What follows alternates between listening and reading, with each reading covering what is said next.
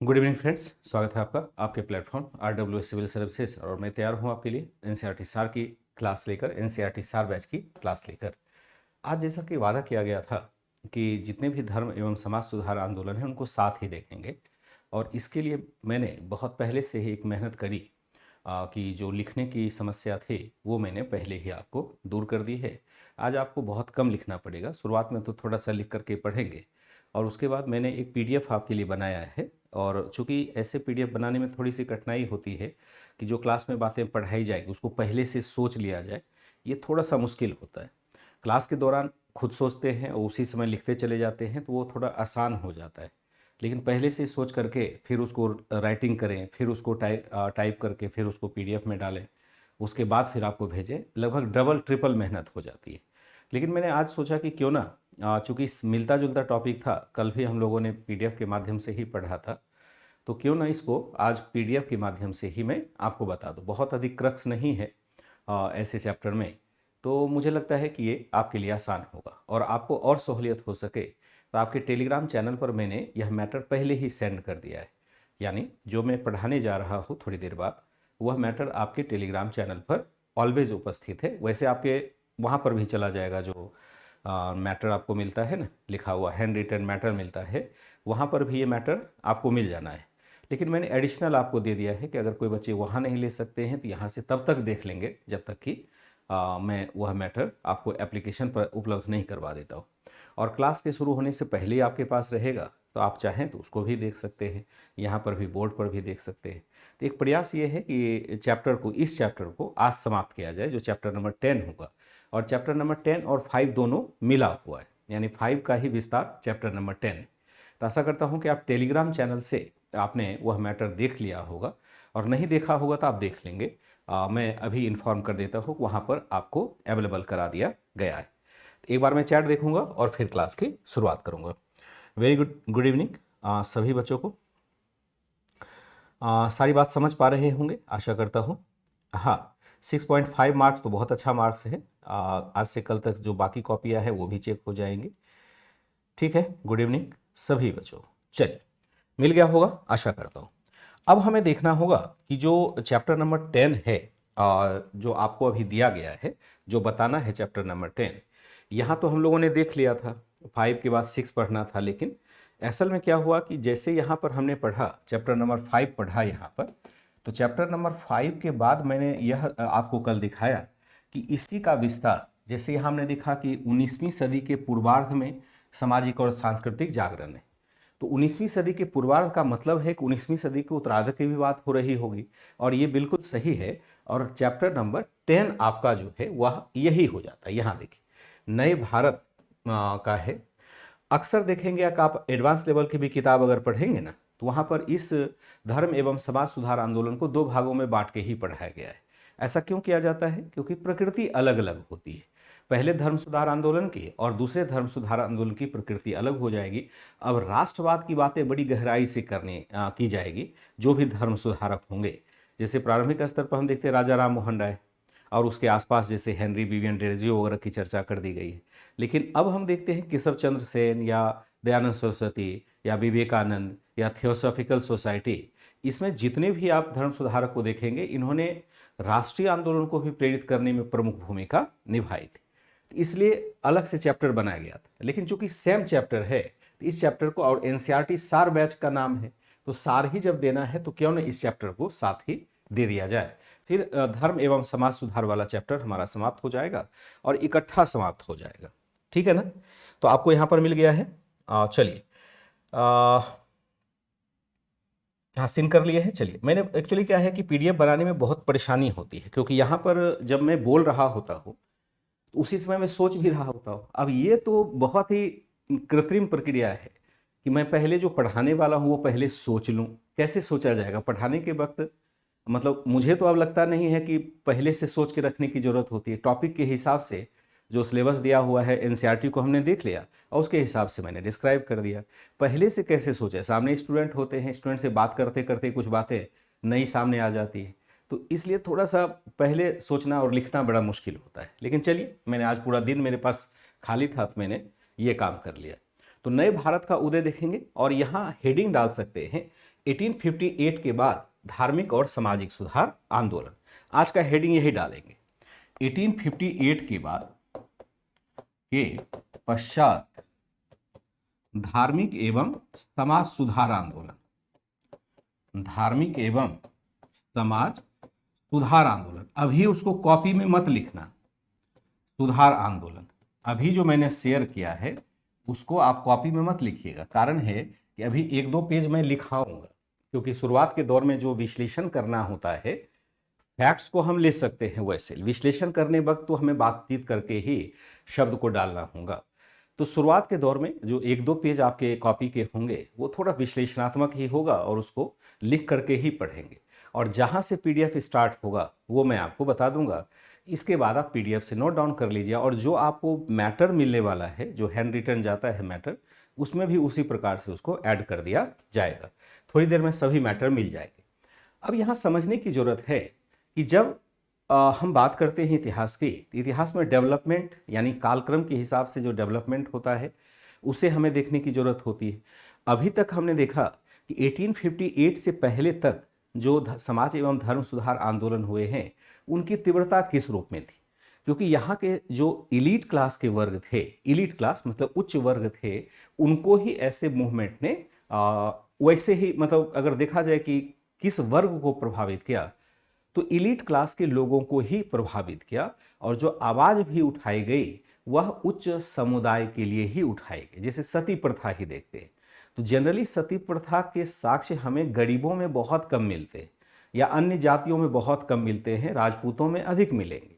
जैसे कन्या वध जो एक हमने देखा कि जन्म लेते ही कन्या शिशु को मृत्यु दे देना, यह भी आपको राजस्थान के राजपूत शासकों में ही, राजपूत शासकों में नहीं, राजपूत वर्गों में अधिक दिखाई देता है।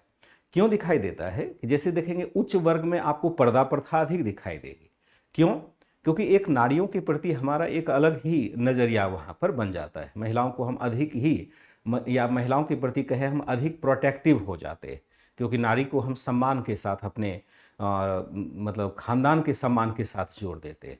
तो उच्च वर्ग की महिलाओं की अपनी समस्या है, निम्न वर्ग की महिलाओं की अपनी समस्या है। तो जो अभी आवाज़ उठाई जा रही है वह असल में उन मुद्दों पर ही ध्यान केंद्रित किया जा रहा है जो उच्च वर्ग का है। जैसे आप देखेंगे कि निम्न वर्ग की सबसे बड़ी समस्या अस्पृश्यता की है, अनटचेबिलिटी की, यानी किसी वर्ग के बारे में हम कह रहे हैं कि उनके छूने मात्र से शरीर गंदा हो जाता है, उनके छूने मात्र से पानी अपवित्र हो जाता है, इन्हें मंदिर में नहीं जाना चाहिए, या इन्हें धर्म ग्रंथों का पाठ नहीं करना चाहिए, इन्हें संस्कृत ग्रंथ का अध्ययन नहीं करना चाहिए। इस प्रकार की जो अपात्रताएं हैं समाज के लिए वह अधिक प्रासंगिक थी, जो खास करके निम्न वर्गीय समाज। लेकिन अभी तक जो हमने पढ़ा पूर्वार्ध वाला, 19वीं सदी के फर्स्ट हाफ वाला जो पढ़ा, वहाँ पर ये अस्पृश्यता वाला मुद्दा आपको बहुत कम दिखाई देगा। मांग की जा रही, लेकिन उच्च वर्ग की मांग की जा रही है, उच्च वर्गों की समस्याओं के बारे में अधिकतर फोकस किया जा रहा है। लेकिन अब 1858 के बाद के जो हम नेता देखेंगे समाज सुधारक, जैसे केशव चंद्र सेन से ही आप शुरू कीजिए। केशव चंद्र सेन के वाणी में अधिक कठोरता हम देखने लगते हैं जो सामाजिक बुराइयां हैं उसके प्रति, चाहे बाल विवाह हो, चाहे जाति प्रथा हो, अस्पृश्यता हो, और खास करके उन प्रथाओं पर तो अधिक कठोरता और दिखती है जिसको हम देखते हैं कि सामाजिक कुप्रथा धर्म से संबंधित है, यानी धर्म के द्वारा सामाजिक कुप्रथा को आगे बढ़ाया जा रहा है। उस पर समाज सुधारकों ने ज़्यादा प्रहार किया, क्योंकि अगर धर्म के द्वारा किसी कुप्रथा को हम जस्टिफाई करते हैं तो वह समाज को अधिक इफेक्ट, समाज पर अधिक इफेक्ट डालता है। जैसे महिलाओं के साथ ऐसा व्यवहार करना चाहिए, महिलाओं को मंदिर नहीं जाना चाहिए या धर्मस्थलों पर नहीं जाना चाहिए, तो ये कौन निर्धारित करता है? ये समाज निर्धारित नहीं करता है, ये धर्म निर्धारित करता है। तो ऐसा धर्म, ऐसी कुप्रथा जो धर्म के द्वारा समर्थित हो वह तो और भी बुरी हो जाती है। इसलिए समाज सुधारक अब के जो होंगे उन्होंने धर्म पर भी बड़ा कठोर प्रहार किया, और सभी लोगों ने कहा कि हमें एकेश्वरवादी होना चाहिए, यानी ईश्वर एक है इसकी अवधारणा में विश्वास करना चाहिए। इस अवधारणा में विश्वास करना चाहिए कि मानव मानव एक समान है। इस अवधारणा में विश्वास करना चाहिए कि तर्क के आधार पर कोई परंपरा खड़ी उतरती है या नहीं उतरती है, इस अवधारणा पर विचार करना चाहिए। इसका मतलब है कि सेकेंड फेज का जो सुधार प्रारंभ होगा उसमें हम देखेंगे कि अब धर्म और समाज सुधारकों का स्वर तीव्र होगा, कठोर होगा सामाजिक बुराइयों के प्रति। अब इनका नजरिया भी बिल्कुल स्पष्ट होगा एकदम से। जैसे कि आप राजा राम मोहन राय को देखते हैं कि उन्होंने कहा कि नहीं, ब्रह्म समाज की हम स्थापना करेंगे, लेकिन राजा राम मोहन राय के समय वह ब्रह्म समाज उस मुकाम पर नहीं पहुंच पाया जैसा कि हम देवेंद्रनाथ टैगोर और केशव चंद्र सेन के समय देखते हैं। उसी तरह से दयानंद सरस्वती की अपनी विचारधारा है, विवेकानंद की अपनी विचारधारा है।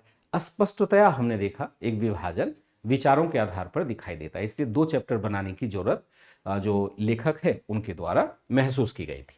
हमने क्या देखा कि 1858 के पश्चात अगर इसी को हम टेक्स्ट में लिख दें तो 1858 के पश्चात 1858 के पश्चात धर्म तथा समाज सुधार में तथा समाज सुधार की दिशा में और ठोस प्रयास किए गए, दिशा में और ठोस प्रयास किए गए, ठोस प्रयास किए गए। जो मैंने कहा वही लिख देंगे, प्रयास किए गए। इस काल में हम क्या देखते हैं, इस काल के समाज सुधारक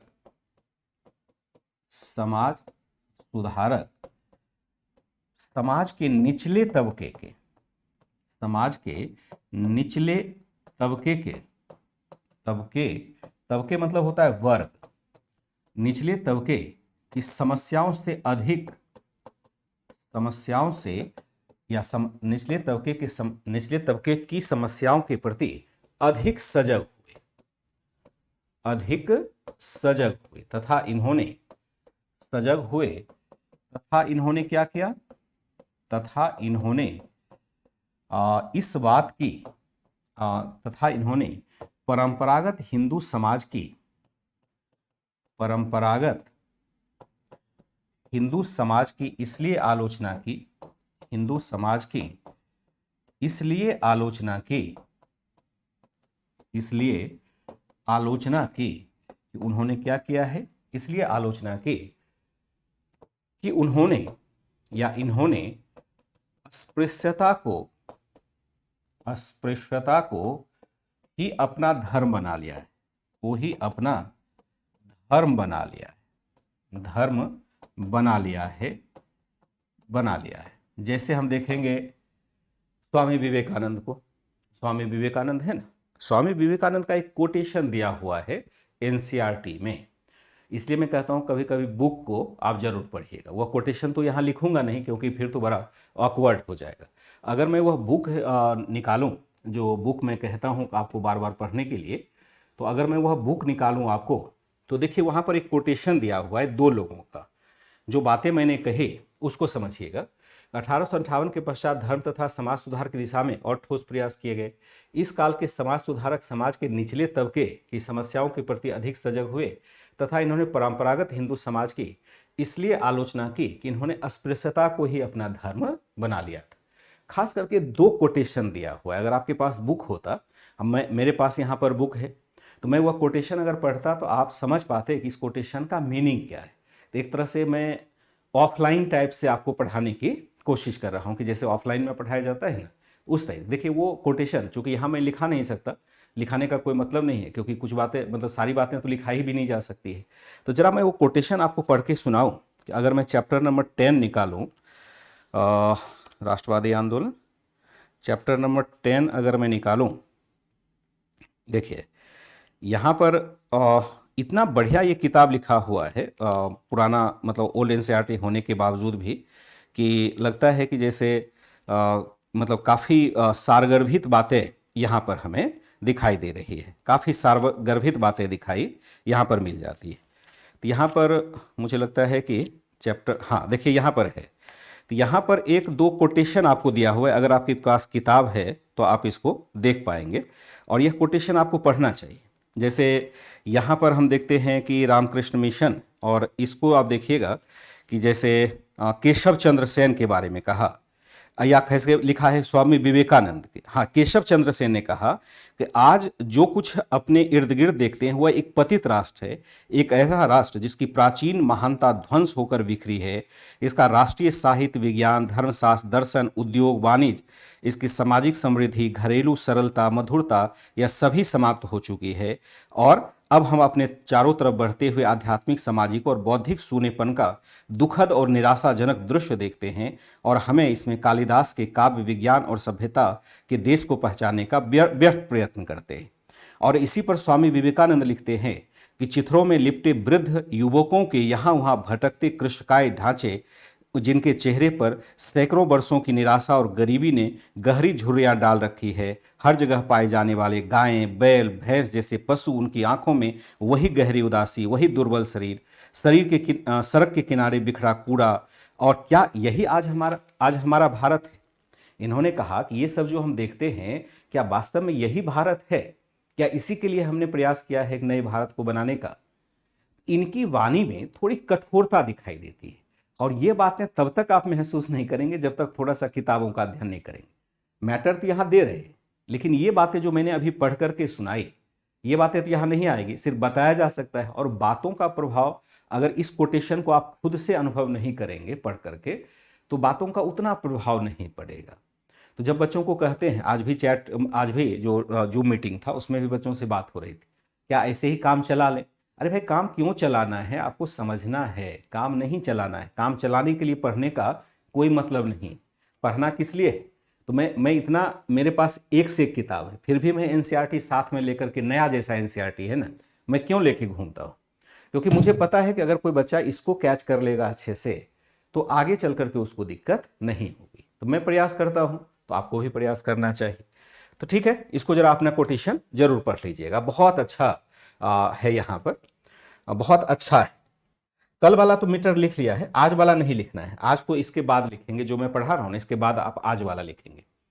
1858 के पश्चात धर्म और समाज सुधार की दिशा में और ठोस प्रयास किए गए। इस काल के समाज सुधारक समाज के निचले तबके की समस्याओं के प्रति अधिक सजग हुए, तथा इन्होंने परंपरागत हिंदू समाज की इसलिए आलोचना की कि इन्होंने अस्पृश्यता को ही अपना धर्म बना लिया है। खासकर केशव चंद्र सेन, विवेकानंद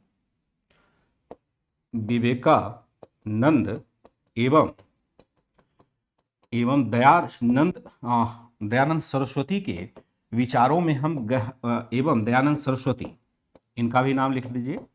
दयानंद सरस्वती जैसे समाज सुधारकों की वाणी में अधिक कठोरता दिखती है।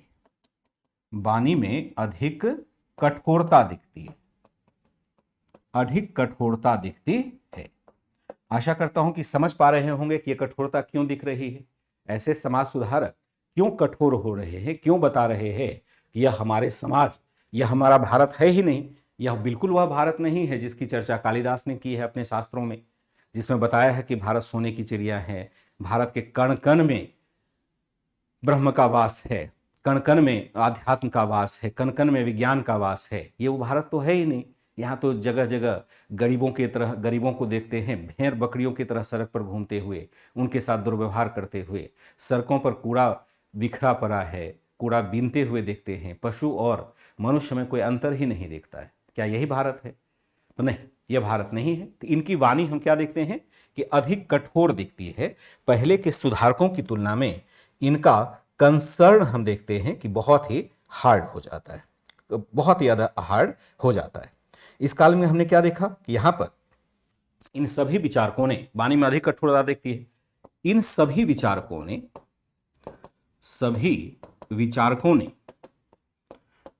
ने समाज सुधार के प्रति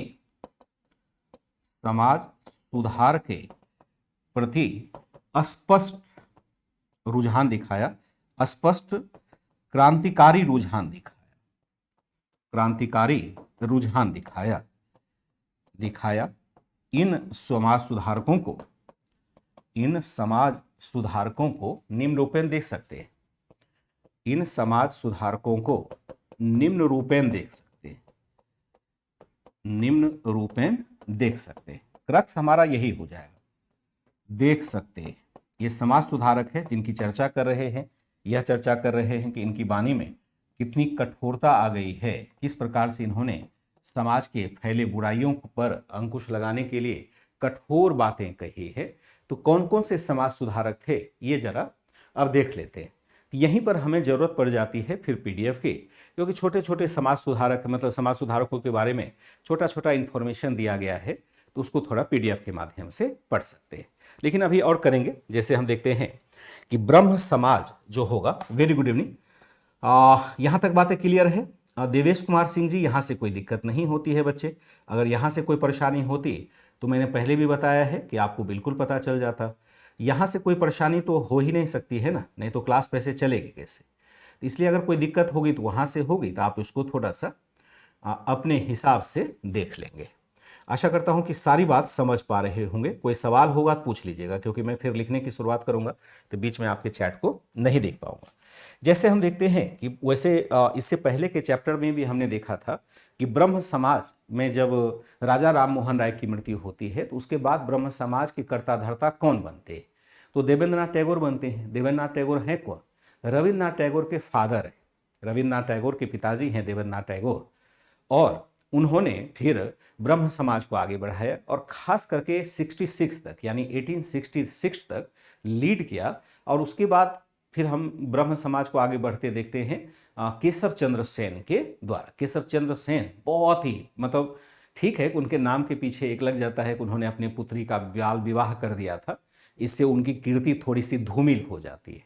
लेकिन केशव चंद्र सेन उस समय की तुलना में देखा जाए बहुत ही अग्रणी समाज सुधारक होते हैं। उनकी वाणी एकदम स्पष्ट थी, किसी लाग लपेट के बिना वो बातें करते थे। अगर सामाजिक बुराई है तो उसकी आलोचना करने में तनिक भी संकोच वो नहीं करते थे कि कट्टरपंथी क्या कहेंगे, दूसरे लोग क्या कहेंगे, दूसरे धर्म के लोग क्या कहेंगे, एकदम बिना लाग लपेट के।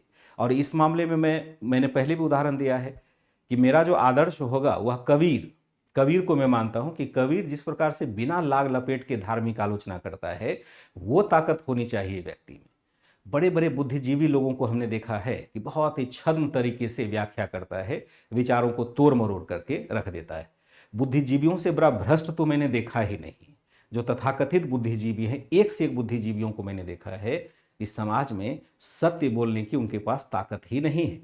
अगर ताकत है तो आपको कबीर से लेनी चाहिए। कबीर ने जिस प्रकार से धार्मिक आलोचना की, इस प्रकार की आलोचना आपके पास होनी चाहिए। राजा राम मोहन राय जैसी आलोचनात्मक का दृष्टिकोण होना चाहिए। राजा राम मोहन राय के जितने भी मित्र थे सभी ईसाई धर्म को फॉलो करने वाले थे। और जब उन्होंने प्रिसेप्ट ऑफ जीसस नामक किताब लिखा तो जितने भी उनके मित्र थे बड़े खफा हुए, आपने ये क्या कर दिया। ईसाई धर्म में जो पड़ी कथा थे, जो कर्मकांडी प्रथा थी, उसको आपने उजागर कर दिया। तो यहाँ पर ये हमें स्पष्टता यहाँ पर के अनुयायियों में दिखती है या सब सुधारकों में दिखती है। खास करके केशव चंद्र सेन है, विवेकानंद है। जैसे विवेकानंद ने हिंदुत्व की बड़ाई की, कहा कि भारतीय दर्शन और परंपराएं बेजोर है। और यहाँ नहीं किया, शिकागो में जाकर के विश्व धर्म संसद हो रहा था, वहां दावे के साथ कहा कि मैं पूरे दावे के साथ कह सकता हूं कि मेरी परंपरा, मेरे भारत की परंपरा सभी परंपराओं में श्रेष्ठ, दावे के साथ कह सकता हूं।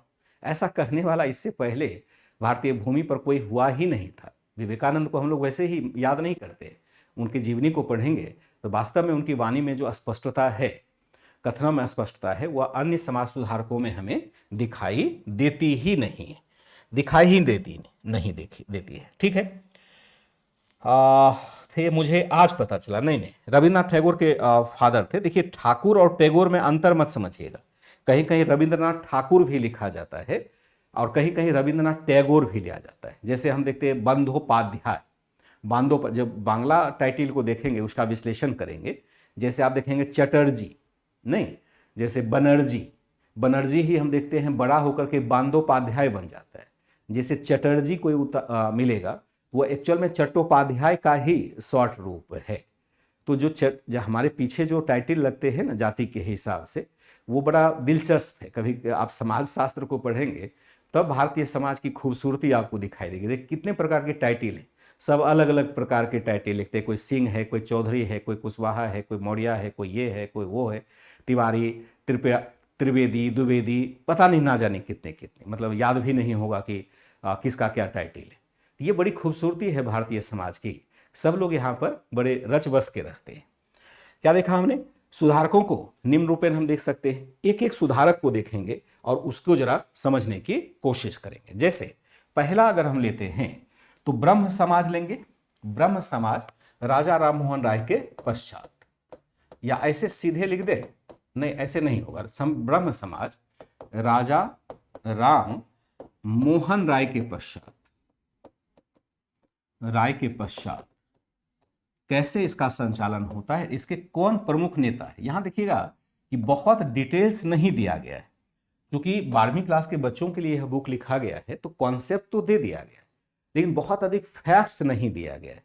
एडवांस लेवल पर हम केशव चंद्र सेन को पढ़ते हैं, केवल इतना ही नहीं पढ़ते, बल्कि इससे कई गुना ज्यादा पढ़ते हैं, लेकिन बेस हमारा यही तैयार हो जाएगा। फिर केशव चंद्र सेन से हम अनजान नहीं रहेंगे, इनके कृतित्व से हम अनजान आगे नहीं रहेंगे।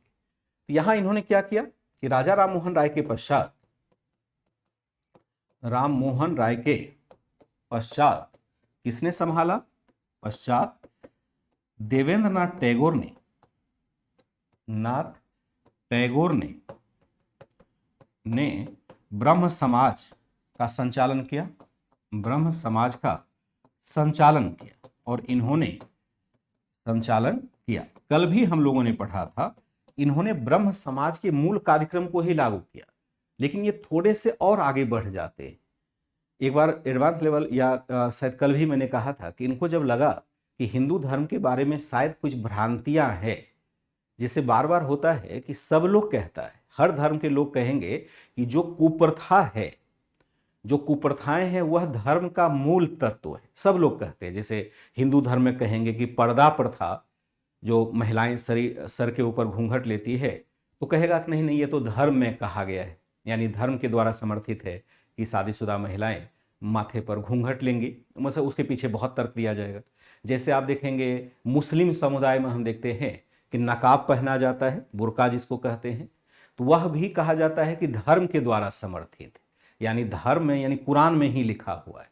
और इस बात पर सुप्रीम कोर्ट कई बार बैठ चुकी है, तो डिसीजन लेना थोड़ा मुश्किल हो जाता है कि जो सामाजिक बुराइयां हमारी है कि वास्तव में धर्म के साथ शुरुआत से ही जुड़ी है या प्रकरणांतर से जुड़ती चली गई।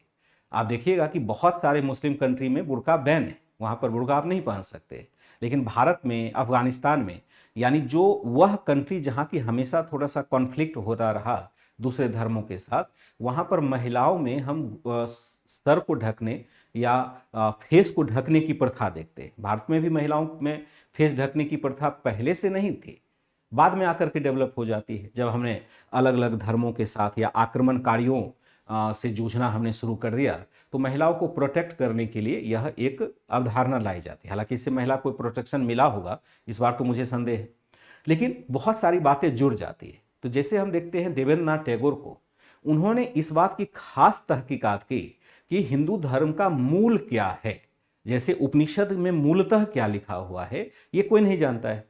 तो उन्होंने बहुत सारे लोगों को, जो विद्वान लोग थे, उनको अध्ययन करने के लिए बनारस भेजा, क्योंकि बनारस ही हिंदू धर्म का मेन केंद्र था, वहीं पर संस्कृत ग्रंथ अच्छे अच्छे लिखे गए थे।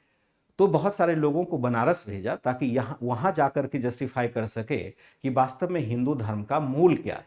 अगर मूल हिंदू धर्म में लिखा है तो उसको स्वीकार करने में दिक्कत नहीं है, लेकिन अगर उसमें छेपक है या कर्मकांड बाद में जोड़ा गया है तो उसको हम त्याग कर देंगे। तो यहाँ पर देवेंद्र नाथ टैगोर ने मूलतः ब्रह्म समाज के ही कार्यक्रम को लागू किया, लेकिन उसमें पर्याप्त सुधार भी लाया या लाने की कोशिश की, ये हम कह सकते हैं इस प्रकार से। क्या लिखा हमने? राजा राम मोहन राय के पश्चात देवेंद्र नाथ टैगोर ने ब्रह्म समाज का किया। देवेंद्र नाथ टैगोर ने क्या किया? देवेंद्र नाथ टैगोर ने 1844 के बाद के पश्चात ब्रह्म समाज को एक नई दिशा दी तथा उन्होंने जर्जर परंपराओं को जर्जर रूढ़िगत परंपराओं के त्याग हेतु लोगों का आह्वान किया कि भाई लोगों को कहा कि आप जर्जर परंपराओं को छोड़िए, लोगों का आह्वान किया। आगे हम क्या देखते हैं, आगे ब्रह्म समाज के साथ केशव चंद्र सेन जैसे प्रतिभावाली ब्रह्म समाज के साथ केशव चंद्र सेन जैसे प्रतिभावान समाज सुधारक का जुड़ाव हुआ। समाज सुधारक का जुड़ाव होता है, का जुड़ाव हुआ। क्या देखा हमने, ब्रह्म समाज के साथ जुड़ाव होता है किसका, केशव चंद्र सेन जैसे प्रतिभावान समाज सुधारक का जुड़ाव होता है। राजा राम मोहन राय के बाद हम देखते हैं ब्रह्म समाज का संचालन कैसे हो रहा है। पहले हमने देखा देवेंद्रनाथ टैगोर के द्वारा, और देवेंद्रनाथ टैगोर ने ही इनको आचार्य नियुक्त किया था, केशव चंद्र सेन को, और ये बहुत अधिक प्रतिभावान थे। इनकी वाणी में थोड़ी सी कठोरता थी, लेकिन असल में इन्होंने समाज सुधार के लिए बहुत बड़ी बात इन्होंने कही। इन्होंने पुरोहितवाद, इन्होंने क्या किया, इन्होंने तमाम प्रकार के कर्मकांड की आलोचना की, कर्मकांडों तथा पुरोहितवाद की आलोचना की। पुरोहितवाद क्या होता है, पुरोहितवाद शब्द है आलोचना। पुरोहितवाद का मतलब होता है कि कोई भी कर्मकांड करने के लिए हमें एक मध्यस्थ की जरूरत होती है। जैसे पूजा पाठ करना है, तो पूजा पाठ कोई अपने से नहीं करता है ना घर में, इसीलिए पूजा पाठ थोड़ा सा कर्मकांडीय हो जाता है। माना जाता है कि जब तक हम संस्कृत भाषा में मंत्र नहीं पढ़ेंगे तब तक भगवान शायद उस मंत्र को स्वीकार नहीं करेंगे, यही परंपरा है। और वहां पर हम एक पुरोहित को बुलाते हैं जो पूजा करेगा या करेंगे, और फिर तब जाकर के मानेंगे कि ओम नमः स्वाहा जब तक नहीं कहेंगे तब तक पता चला कि भगवान ने हमारे मंत्र को स्वीकार ही नहीं किया। अगर हम ये कह दें कि हे अग्निदेव मेरी समिधा स्वीकार करें, और हमने समिधा डाल दिया, तो फिर माना जाता है कि ये शायद पूजा शुद्ध हुआ ही नहीं। ये अवधारणा दिमाग में बैठ जाती है कि जब तक हम संस्कृत मंत्रों के साथ उच्चारण नहीं करेंगे, जब तक पर्टिकुलर टाइप के कर्मकांड को नहीं करेंगे, तब तक हमारी पूजा स्वीकार नहीं होगी। और सब लोग तो पूजा नहीं जानते हैं, इसलिए यहाँ पर एक खास वर्ग को हम डिप्यूट करते हैं जो हमारे बदले पूजा करेंगे। तो वो एक तरह से मध्यस्थ वर्ग पुरोहितवाद का मतलब एक उसके लिए हमें एक शब्द डालते हैं पुरोहितवाद। तो अक्सर क्या होता है कि इससे थोड़ा सा कर्मकांड और बढ़ जाता है। घर में कोई संकट हुआ, आप क्या मतलब आप लोग तो बालक हैं, बच्चे हैं, अभी आप लोगों को तो ये सब पाला नहीं पड़ता होगा। और हम लोग ऐसे समाज में रहते हैं जिसको कि जैसे मान लो शहरी समाज है, बढ़िया समाज है, इलीट क्लास के लोग रहते हैं। वहाँ जब आप देखेंगे वहाँ पर भी ये कर्मकांड इतना ही बुरे तरीके से है। एक से एक टीचर या अन्य लोग जो हैं, जो अपने आप को डॉक्टर है, टीचर है, लॉयर है, अपने आप को कहता है कि मैं बहुत प्रगतिशील हूँ, और अगर उनके कर्मकांड को आप देख लें तो आपको लगेगा कि कितना झूठ बोल रहा है कि अपने तो कर्मकांड करता है और प्लेटफॉर्म पर खड़ा होकर के कहता है कि कर्मकांड नहीं करना चाहिए।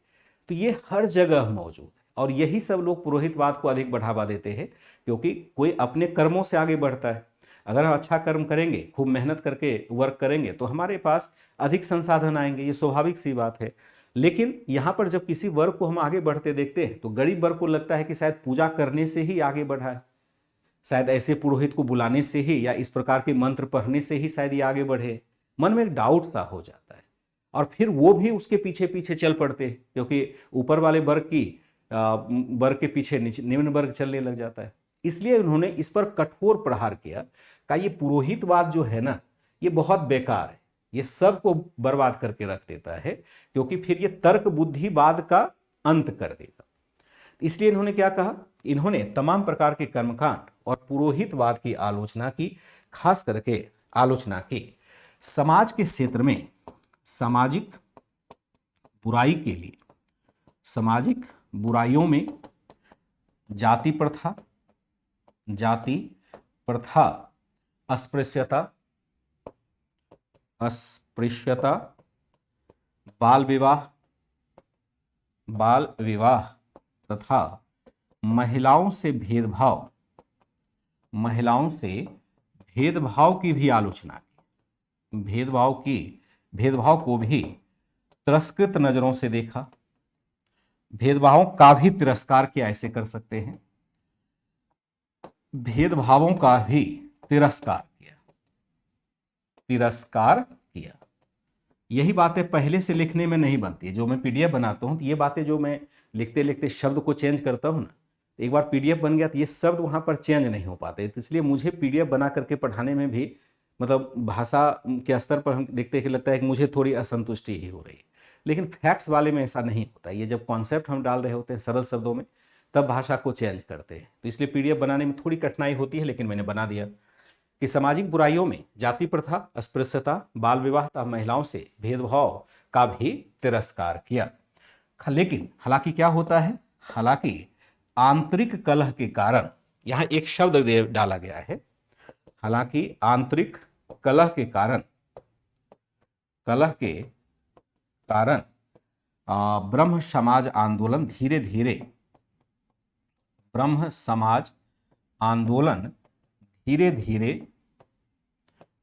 धीरे कमजोर पड़ता गया,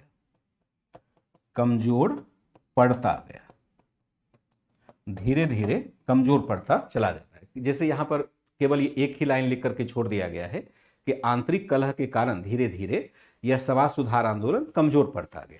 जबकि हम यह जानते हैं कि पहले केशव चंद्र सेन ने जिस प्रकार से कठोरता से हिंदू धर्म की बुराई की और दूसरे धर्म को, जैसे होता क्या है कि केशव चंद्र सेन जब भाषण अपना देते थे, इनका भाषण बड़ा ही ओजस्वी होता था। आपने देखा एनसीईआरटी में लिखा है, रेंगटे खड़े हो जाएंगे उनके लाइन को अगर 2-4 बार पढ़ लेंगे ना एनसीईआरटी में, या मैं ही पढ़ाऊंगा तो आपके शरीर के रेंगटे खड़े हो जाएंगे कि क्या शब्द में ताकत है। जो आलोचना है समाज की, वो कितनी गहरी आलोचना है। तो केशव चंद्र सेन ने जब अपने विचारों को रखना प्रारंभ किया, उन्होंने कहा देखो यह स्थिति आपकी इसलिए है कि आप केवल एक धर्म के ग्रंथ को पढ़ते हो, इसलिए आप में धार्मिक कट्टरता भी है। ये बात तो उनका कहना भी सही था कि अगर केवल हम एक धर्म को पढ़ें तो दूसरे धर्म के बारे में कैसे जानेंगे कि वो धर्म क्या है या उस धर्म की अच्छाई क्या है।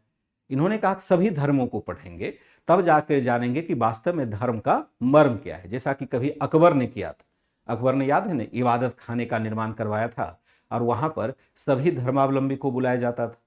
केशव चंद्र सेन भी जब प्रवचन देने के लिए बैठते थे तो उसमें सभी ग्रंथों का पाठ होता था, यानी सभी धर्म के ग्रंथों का पाठ किया जाता था, ताकि लोगों को पता चल पाए कि सभी धर्म ग्रंथ कहने का तो एक ही कह रहा है सब कुछ, उसमें कोई अंतर नहीं है।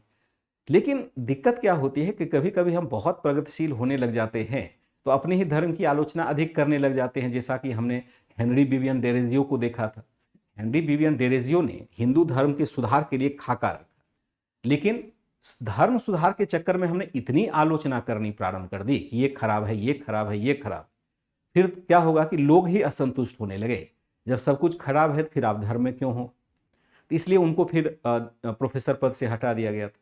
एग्जैक्ट यही चक्कर केशव चंद्र सेन के साथ भी हुआ। केशव चंद्र सेन की प्रेरणा से पूरे उत्तर दक्षिण भारत में, उत्तर और खास करके दक्कन में मतलब समाज सुधार की हवा बहने लगी। जैसे प्रार्थना समाज, आर्य समाज, सब पर प्रभाव माना जाता है कि केशव चंद्र सेन के विचारों का ही है।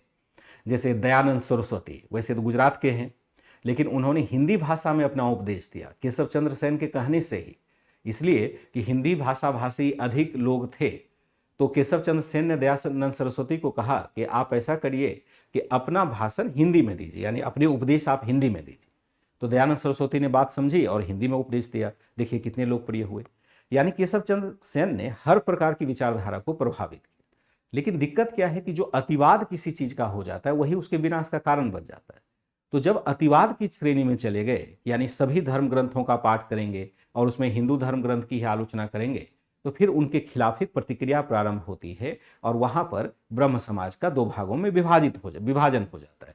एक आदि ब्रह्म समाज हो जाता है, यानी पुराना जो ब्रह्म समाज रहा देवेंद्रनाथ टैगोर के अधीन संचालित होता है, फिर केशव चंद्र सेन के साथ आगे चलता है, जैसे मान लो कि भारतीय ब्रह्म समाज हो गया। फिर आगे चल करके जब हमने देखा केशव चंद्र सेन ने चुपके से अपने लाडली बिटिया का विवाह एक राजकुमार से कर दिया, तो फिर वहां पर भी विरोध हो गया और उनके ही अनुयायियों ने केशव चंद्र सेन का बाइकआउट कर दिया।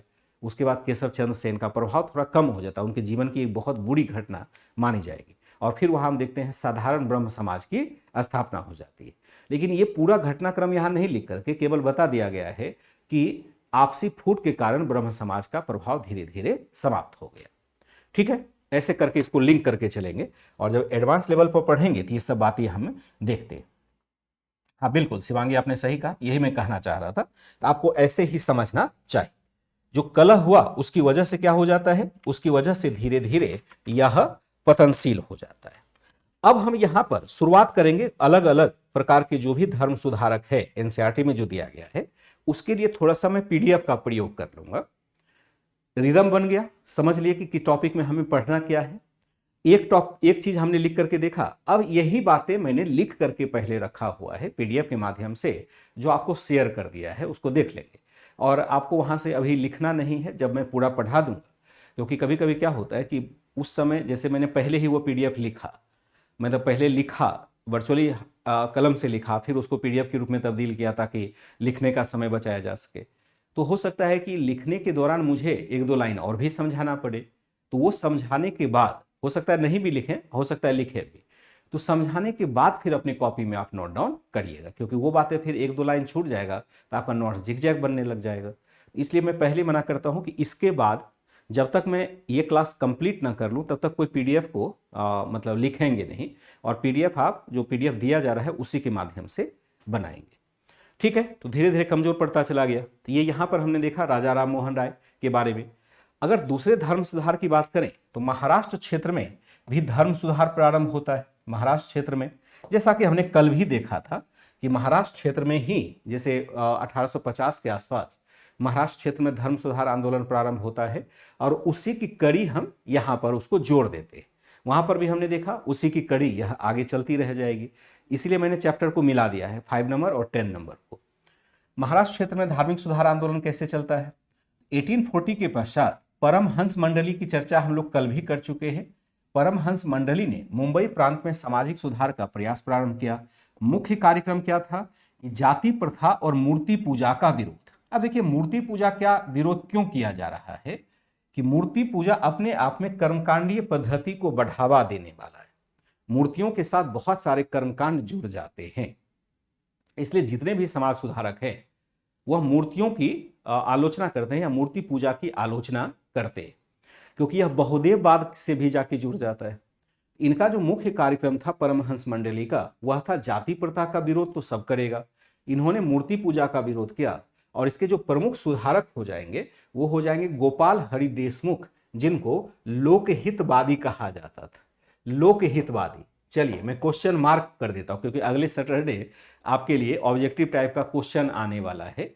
अगले सैटरडे में ऑब्जेक्टिव टाइप का क्वेश्चन देने वाला हूं। अगले सप्ताह मुख्य परीक्षा का भी एक प्रश्न आपके लिए हाजिर होगा, यानी अगले सप्ताह 2 टेस्ट होना है, एक मुख्य परीक्षा का और एक ऑब्जेक्टिव टाइप के क्वेश्चन का।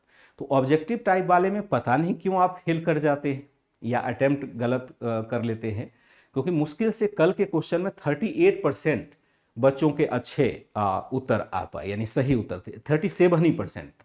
37% तो थोड़ा सा कम है ना, जबकि इतना स्लो पढ़ा रहे हैं तो याद होना चाहिए। क्या हमने देखा कि प्रमुख सुधारक यहाँ पर गोपाल हरि देशमुख है, और आपसे अगर पूछा जाएगा कि लोकहितवादी के नाम से कौन धर्म सुधारक जाने जाते हैं तो गोपाल हरि देशमुख हो जाएंगे। तो यहाँ पर कंफ्यूज करने के लिए इसी प्रकार के विकल्प बनाए जाएंगे, और मैं क्वेश्चन आज से कल तक अगर मुझे याद रह गया तो मैं क्वेश्चन आपसे आज से कल तक मैं पूछ भी दूंगा। इन्होंने ऐसे धर्म के त्याग की बात की जो सामाजिक सुधार की अनुमति नहीं देता हो। किसने? गोपाल हरि देशमुख ने ऐसे धर्म के त्याग की बात की जो सामाजिक सुधार की अनुमति नहीं देता हो। तो स्वाभाविक सी बात है, वैसे धर्म को रख करके हम क्या करेंगे। फिर देखते हैं यहीं पर हम 2 और समाज सुधारक को देखते हैं। ये आरजी भंडारकर हैं और एक महादेव गोविंद रानाडे। आरजी भंडारकर और महादेव गोविंद रानाडे भी इसी श्रेणी के थे, और इन पर ब्रह्म समाज का भी गहरा प्रभाव था, तथा तेलुगु सुधारक थे, तेलुगु भाषा के सुधारक बीरेंस लिंगम पुंतलु, इनकी सहायता से ऐसे आंदोलन का विस्तार दक्षिण भारत में हुआ। ध्यान रखिएगा, चाहे आरजी भंडारकर हो, चाहे महादेव गोविंद रानाडे हो, सब पर केशव चंद्र सेन का अच्छा खासा प्रभाव महसूस किया जाता है। या आप कहें आत्मा राम पांडुरंग का नाम आपने सुना होगा, जिन्होंने प्रार्थना समाज की स्थापना की थी, और महादेव गोविंद रानाडे, आरजी भंडारकर आदि भी प्रार्थना समाज से जुड़े हुए थे, और प्रार्थना समाज ब्रह्म समाज की प्रेरणा से ही स्थापित हुआ था। यहां तीन की चर्चा हम करते हैं, आरजी भंडारकर हैं, महादेव गोविंद रानाडे हैं, और बीरेस लिंगम पुंतलु हैं, जिन्होंने आंध्र क्षेत्र में ऐसे मूवमेंट को विस्तारित करने का कार्य किया था। गोपाल गणेश अगरकर भारत के महानतम बुद्धिवादी विचारक थे। गोपाल गणेश अगरकर को हम क्या कहते हैं? इसी को हम कहते हैं शॉर्ट में जीजी अगरकर। कहीं आप अगर पढ़ेंगे तो हो सकता है कि आपको यह शब्द लिखा हुआ मिले, जीजी अगरकर, गोपाल गणेश अगरकर। बहुत प्रसिद्ध समाज सुधारक रहे हैं महाराष्ट्र क्षेत्र में। यह भी प्रश्न पूछा जा सकता है, लोकहित वाली बात तो पूछ देगा, सिंपल प्रश्न होगा। यह पूछा जाएगा कौन सा समाज सुधारक पश्चिमी भारत से बिलोंग करते, यह भी पूछा जा सकता है ना। यहां मैं हिंट कर देता हूं कि कौन से समाज सुधारक पश्चिमी भारत के धर्म एवं समाज सुधार आंदोलन से जुड़े, धर्म एवं समाज सुधार से जुड़े। ये प्रश्न मैं पूछूंगा तो आप बेचैन मत हो जाना कि कहां से ये प्रश्न आ गया। इस प्रकार के प्रश्न से बेचैन मत हो जाना भाई। पहले मैं चेतावनी देकर के आपसे प्रश्न पूछूंगा। क्या इसमें अपेक्षा करें कि जब इतने सारी बातें कर रहे हैं, किसी स्लाइड से प्रश्न पूछेंगे, इस टाइप से प्रश्न पूछेंगे, तो तैयारी तो हमारी पूरी होनी चाहिए ना। और नहीं तो फिर किसको गुस्सा आना चाहिए? मुझे आना चाहिए कि इतना कुछ पढ़ा दिया, पढ़ा कुछ नहीं। खैर चलिए, मजाक कर रहा हूँ। तो गोपाल गणेश अगरकर भारत के महानतम बुद्धिवादी थे, जो महाराष्ट्र क्षेत्र से बिलोंग करते हैं। ठीक है, हाँ, देखते हैं कब तक ये चलता है। जब तक चलेगा तब तक ये पूरा टॉपिक आज लेकिन जरूर करेंगे। रामकृष्ण मिशन तथा विवेकानंद, ये बंगाल के क्षेत्र से बिलोंग करेंगे। रामकृष्ण मिशन को ही संक्षेप में हम कहते हैं आरके मिशन, बहुत फेमस है। जहां पर भी आप जाएंगे आरके मिशन आपको जरूर दिखाई देगा। RK mission, Ramakrishna mission. Delhi में तो खैर बहुत बड़ा आश्रम है, और छत्तीसगढ़ में मैंने देखा था, रायपुर में भी बहुत अधिक प्रभाव है, क्योंकि विवेकानंद ने बहुत दिनों तक छत्तीसगढ़ में गुजारा था अपना समय। तो राजधानी गया था उसका, जैसे रायपुर, तो वहाँ पर मैंने देखा कि विवेकानंद ही विवेकानंद है। उनके हवाई अड्डे का नाम भी विवेकानंद पर ही रखा हुआ है। तो अलग अलग जगह पर इनका अच्छा खासा प्रभाव है विवेकानंद का। हम क्या देखते हैं कि रामकृष्ण मिशन और विवेकानंद है। रामकृष्ण नाम किस पर पड़ा है? तो रामकृष्ण परमहंस पर पड़ा है, जो जिनका जन्म 1834 में हुआ था, 1886 तक थे। एक बहुत महत्वपूर्ण भक्ति संत थे। त्याग, ध्यान तथा भक्ति की पारंपरिक विधि से जीवन की मुक्ति पाने में विश्वास रखते थे। त्याग की, ध्यान की और भक्ति की पारंपरिक विधि से इन्होंने स्वयं में ईश्वरत्व का दावा किया और मुस्लिम तथा ईसाई संतों से भी निकटता बनाए रखी। जब हम पढ़ते हैं रामकृष्ण परमहंस को, और इनकी जो वाइफ थी शारदा माता थी, अगर आप लोगों ने भी पढ़ा होगा रामकृष्ण परमहंस की जीवनी को, तो ये कालीबाड़ी के, यानी कालीबाड़ी है बंगाल में, वहां पर दक्षिणेश्वर उसका नाम है। तो दक्षिणेश्वर में एक काली मंदिर के पुजारी थे। माना जाता है कि काली माता के अनन्य भक्त थे। अनन्य मतलब बहुत ही बड़ा भक्त थे, और इनको काली माता साक्षात दर्शन देती थी, ऐसा कहा जाता है। इसलिए यहाँ पर लिखा है कि इन्होंने स्वयं में ईश्वरत्व का दावा किया। ये स्वयं दावा करते थे कि काली माता उनके अंदर प्रकट होती है। वास्तव में बंगाल के क्षेत्र में इनका बहुत अधिक प्रभाव था। शुरुआत में नरेंद्र दत्त, जो हम विवेकानंद कहते हैं, उनके बचपन का नाम नरेंद्र दत्त है, इनके संपर्क में आते हैं। और संपर्क में आते ही, जिसको नहीं कहते एक चुंबकत्व का भाव अनुभव करना, कि तमाम कुछ कष्ट होने के बावजूद भी इन्होंने रामकृष्ण परमहंस की त्याग, तपस्या और जो साधुता वाली बात थी उनको एक्सेप्ट किया, और इनके ही विचारों को आगे प्रसारित करने के लिए आरके मिशन यानी रामकृष्ण मिशन संस्था की भी स्थापना की। पहले रामकृष्ण परमहंस को देखते हैं। इन्होंने त्याग, ध्यान तथा भक्ति की पारंपरिक विधि से जीवन की मुक्ति पाने में विश्वास किया। इन्होंने स्वयं में ईश्वरत्व का दावा किया और मुस्लिम और ईसाई संतों से भी निकटता बनाए रखी। उन्होंने इस बात पर बल दिया कि मनुष्य की सेवा ही ईश्वर की सेवा है और मनुष्य भी ईश्वर का रूप है। अब मनुष्य की सेवा ही ईश्वर की सेवा है, इस बात को लेकर के बहुत अधिक भ्रांति होती है, बहुत बड़ी भ्रांति होती है। अभी भी लोगों में भ्रांति होती है कि जब मनुष्य की सेवा ईश्वर की सेवा है तो भला हम वो कर्मकांड क्यों करते हैं। तो स्वाभाविक है कि कर्मकांड का तो विरोध इन्होंने किया, कहा कि हम ईश्वर अगर ढूंढता है तो ईश्वर को हमके कहीं मंदिरों में नहीं ढूंढना चाहिए, अपने में ढूंढना चाहिए, क्योंकि मनुष्य भी क्या है, ईश्वर का ही रूप है। मनुष्य अभिव्यक्ति ईश्वर की ही है और एकदम से अगर अपनी बुराई को दूर कर ले तो वह भी ईश्वर के समान होता है। और कभी कभी आप खुद भी महसूस करते होंगे, अगर आपका थोड़ा भी सामाजिक सरोकार है तो आपने देखा होगा कि बहुत सारे ऐसे व्यक्ति हैं, मैं तो इसको बड़ी शिद्दत से महसूस करता हूँ राह चलते। अब देखिए, ज्ञान लेने के लिए किताब की जरूरत तो बिल्कुल नहीं है। ज्ञान तो आप जीवन में कभी भी प्राप्त कर सकते हैं। एक खेत में काम करने वाले व्यक्ति से भी आप ज्ञान प्राप्त कर सकते हैं, एक कोई सफाई करने वाला कर्मचारी है तो उससे भी आप ज्ञान प्राप्त कर सकते हैं, राजा से भी ज्ञान प्राप्त कर सकते हैं, गुरु से भी कर सकते हैं, और सामान्य पर्यावरण से भी आप ज्ञान प्राप्त कर सकते हैं। ज्ञान प्राप्त करने की एक विधा अगर हमारे अंदर विकसित हो जाती है तो हम ढूंढ निकालते हैं कि कहाँ ज्ञान छुपा हुआ है। जैसे रामकृष्ण परमहंस आदि के अंदर या जितने भी महापुरुष हैं उनके अंदर ये विधा आ चुकी थी। तो इन्होंने कहा कि, या आपने महसूस किया होगा कि बहुत स्थानों पर ऐसे व्यक्ति को जिसके पास संसाधनों की इतनी कमी होती है कि मतलब कहा ना जाए, उसको अपने लिए खाना जुटाना मुश्किल होता है, लेकिन वह ऐसे जानवरों की मदद करता है, ऐसे लोगों की मदद करने के लिए हमेशा तत्पर रहता है, जबकि साधारण व्यक्ति जो सामान्य खाने पीने वाला मतलब बढ़िया धनवान व्यक्ति है वह नहीं करेगा। लेकिन अगर किसी को दुखी देख करके कोई व्यक्ति दुखी हो रहा है और उसके पास खुद ही संसाधन की कमी है तो आप मान के चलिए वह व्यक्ति ईश्वर से कम नहीं, क्योंकि ईश्वरत्व का गुण उनके पास आ गया है। कितने लोग किसी के दुख को देख करके द्रवीभूत होते, क्या मैं होता हूं, क्या आप होते, कभी कभी हो जाते होंगे, लेकिन वह भी स्ट्रेटेजिक होता है, फुर्सत बिल्कुल नहीं। यहां पर जो व्यक्ति ऐसा कर पा रहा है, दूसरों के दुख में अपने दुख को ढूंढ पा रहा है, वह ईश्वर नहीं है तो और क्या है, ईश्वर का ही रूप है। इसलिए इन्होंने कहा कि मनुष्य भी ईश्वर का रूप है। बस इनके विचारों को समझने की हमें जरूरत होगी। ठीक है, हमने क्या देखा, फिर इनके ही शिष्य थे स्वामी विवेकानंद। स्वामी विवेकानंद हैं कैसे, स्वामी विवेकानंद रामकृष्ण परमहंस के शिष्य थे और इन्होंने ही रामकृष्ण के उपदेशों को आगे बढ़ाने कर दीजिएगा, कभी कभी जो मैंने टाइप किया है ना, बढ़ाने का काम किया। इनका सबसे अधिक बल सामाजिक क्रिया पर, यानी सामाजिक सरोकार है जिसमें कि हम भेदभाव रहित समाज की स्थापना करें, उस पर अधिक था। कर्महीन जीवन को इन्होंने व्यर्थ माना। इन्होंने सभी धर्म की बुनियादी एकता पर बल दिया। ये बातें सभी कहेंगे कि सभी धर्म एक जैसा है, सारे धर्म एक जैसे हैं। और यह भारतीय दर्शन परंपरा की श्रेष्ठतर दृष्टिकोण में विश्वास रखते थे तथा वह स्वयं वेदांत दर्शन के अनुयायी थे। भारतीय दर्शन की श्रेष्ठतर दृष्टिकोण में विश्वास रखते थे। जो कर्मकांडीय दृष्टिकोण है वह भारतीय धर्म और दर्शन की व्याख्या नहीं करता है, वह तो बुराई है।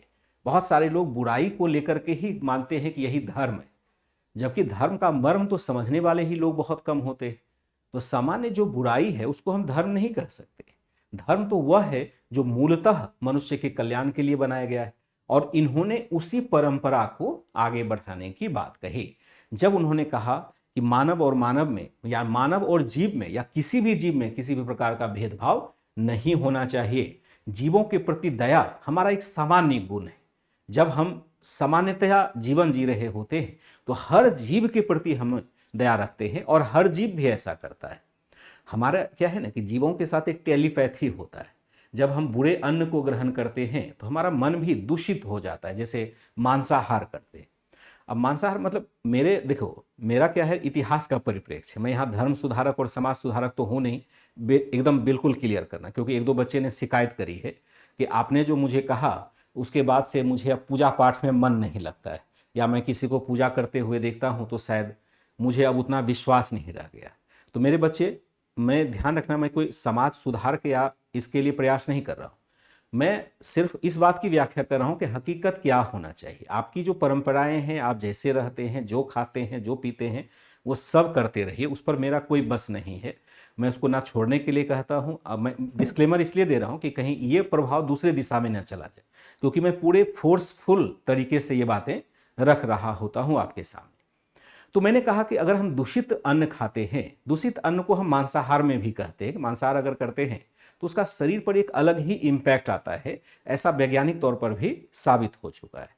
हालांकि मनुष्य एक सर्वाहारी प्राणी है, हर कुछ खा सकता है, हर कुछ को पचा सकता है, वह सब चीज़ खा लेता है, सब चीज़ पचा लेता है। चाहे घास की रोटी खा लेगा तो भी उससे वह पोषण प्राप्त कर लेगा। मनुष्य को बनाया ही गया है इसीलिए कि वह सर्वाइव कर सके। और देखिए कि करोड़ों करोड़ वर्ष से मनुष्य सर्वाइव कर रहा है, इसकी संतति समाप्त नहीं हो रही है। जबकि इससे बलवान तो शेर है, लायन है, कितना बलवान है, वह मरता जा रहा है, वो उसको बचाने के लिए हमें प्रोटेक्ट करना पड़ता है। और मानव ना आए धरती पर, इसके लिए हमें प्रयास करना पड़ता है कि मानव कंट्रोल में रहे। नहीं तो इतनी मृत्यु दर के बावजूद भी मानव की संख्या दिन दूनी रात चौगुनी बढ़ती जा रही है, क्योंकि मानव सर्वाइवल ऑफ द फिटेस्ट में सबसे बेहतर जीव ठहरता है। तो इन्होंने कहा कि भाई ऐसा है कि जो परंपरागत दर्शन है वह श्रेष्ठ है, और हमारे जो भारतीय दर्शन है उसका जो श्रेष्ठतर दृष्टिकोण है वह हमारे पास और भी अच्छा हो जाएगा, रहना चाहिए। इन्होंने जाति प्रथा, कर्मकांड आदि की आलोचना की। जाति प्रथा,